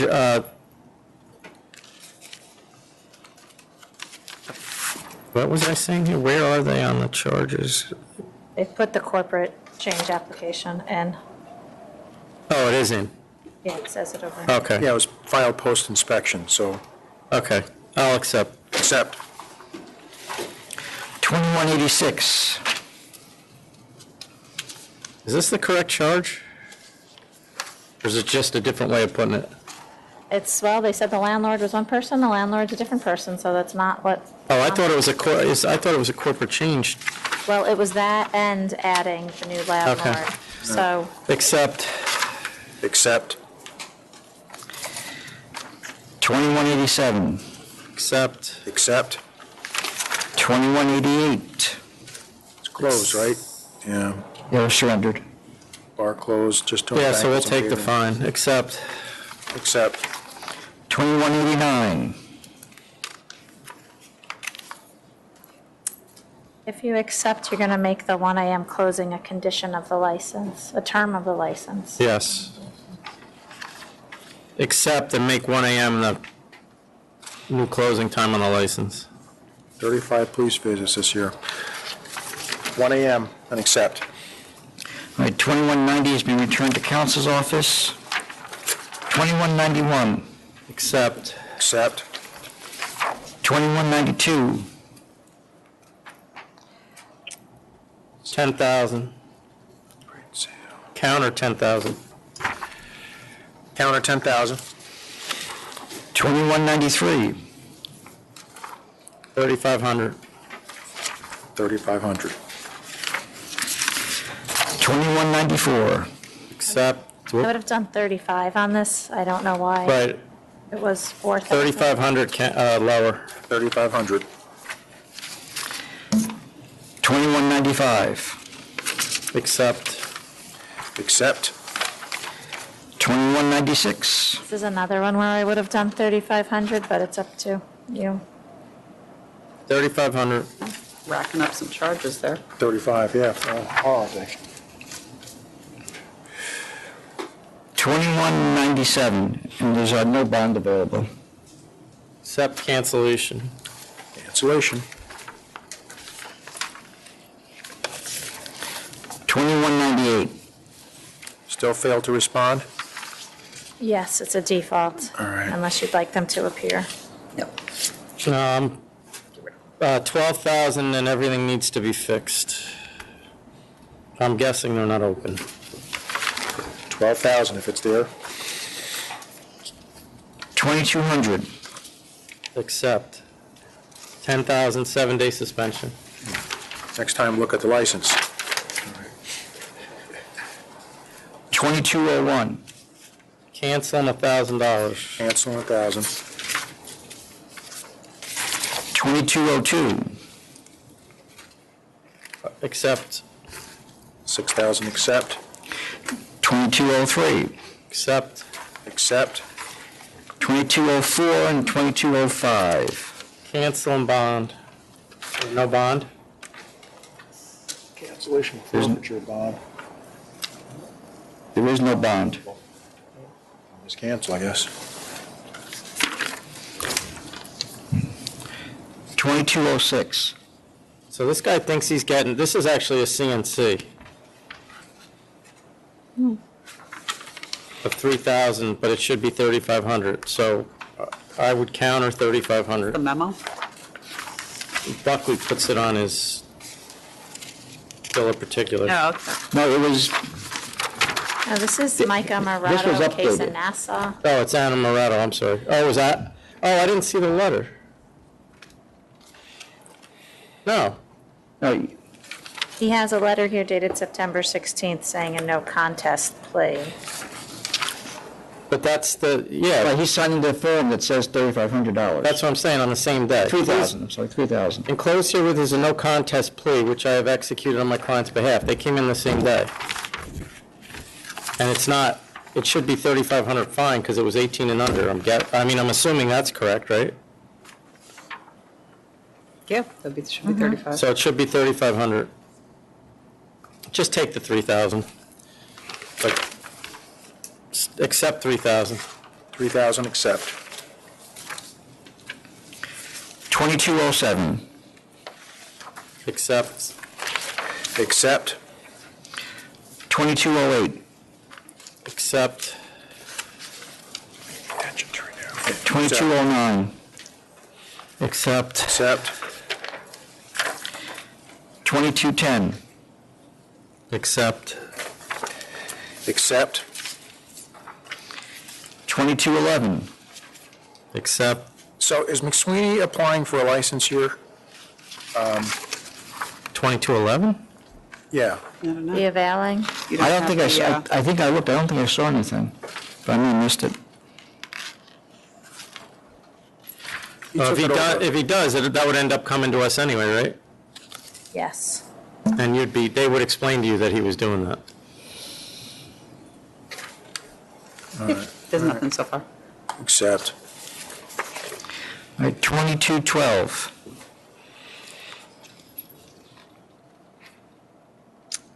I'll accept, but what do we do about this? They're only open 2 days a week for food.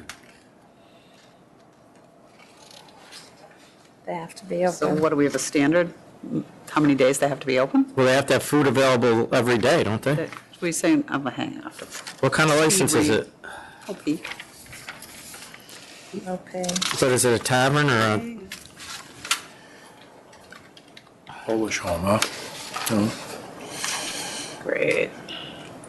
Or do private clubs not have that same issue? Well, that's not a private There's club. no such thing as a private. That's why they're non-bona fide. They're acting most of the time as a private. So they have to have food every day of some type? Well, you have to have food every day and also not restricted to members. So what do we do going forward, I guess is my question. The old 2000. I'll accept the fine, but do we have to send them a letter Very not. warning them? I'll have Jamie speak with them. Okay, for compliance. so accept. Yeah, the Method of Ops said they're a social organization. All right, aren't we all? Yeah, we might have. That sounds like that club on Mulberry Street in Manhattan back in the day, the Hunt and Trish Club, right? 2214. 3,000. 3,000? 2215. 6,000. 6,000, yep. 2216. Accept. Accept. 2218. This was adjourned prior to the meeting. What was 2218? Liquor store. Liquor stores adjourned to when? To the next board meeting, I'm sorry, 10:25. Okay. First one. Good. Oh, you got the same one, 22. 2219. We didn't hear from them? And it overlaps with 2218. Yeah, these two are related. Well, same protest. Yeah, but we can do this one right now. They didn't ask to adjourn, right, Tom? No. These people filed Filed first. earlier. About a month. That's who's. All right, put it over. To This is not 10:25? the first time that they've made this application. I don't know why they didn't show, Yes, but I did. the same as the next one. The same as the last one, I mean, whatever that date is. And 25. Next one is 2220. My question here is all 2015 stipulations met. This was, I'm sorry, 2220 was, I just see there's an attachment here. At the end, it was adjourned until 10:25. I'm not sure why I didn't make that sheet here.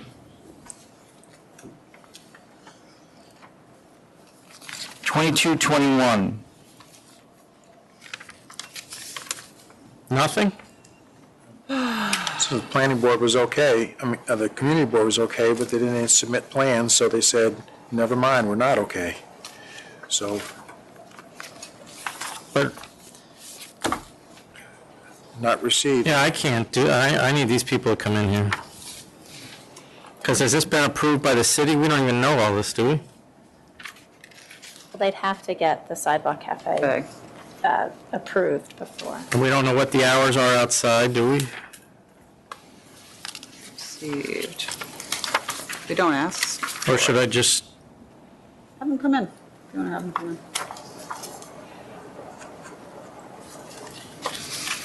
yeah, have them, make them come in up here. 10:25 or whatever, or you can push it that one to November if you want. Okay.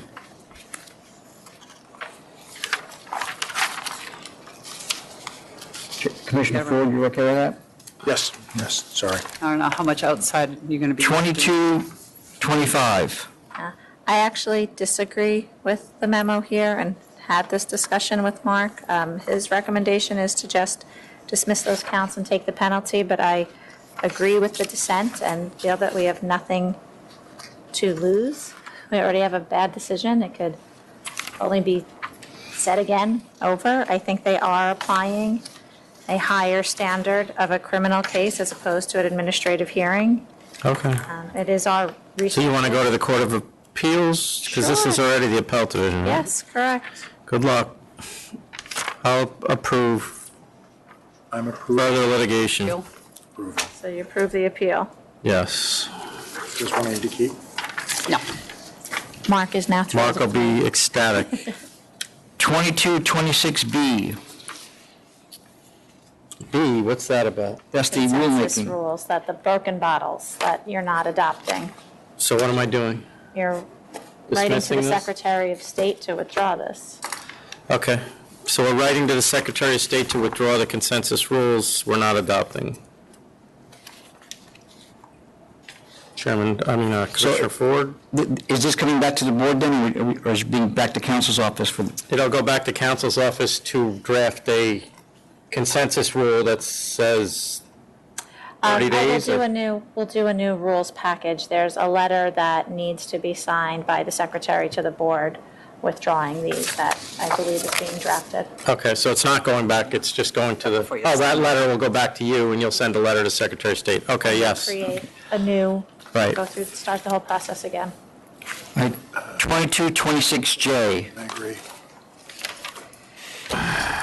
J is which? Did we add It's Kerry? the Gaming Commission delegate, yes. We added Kerry into this as well, right? Yes. Yes. Okay, I'm good. I'm good.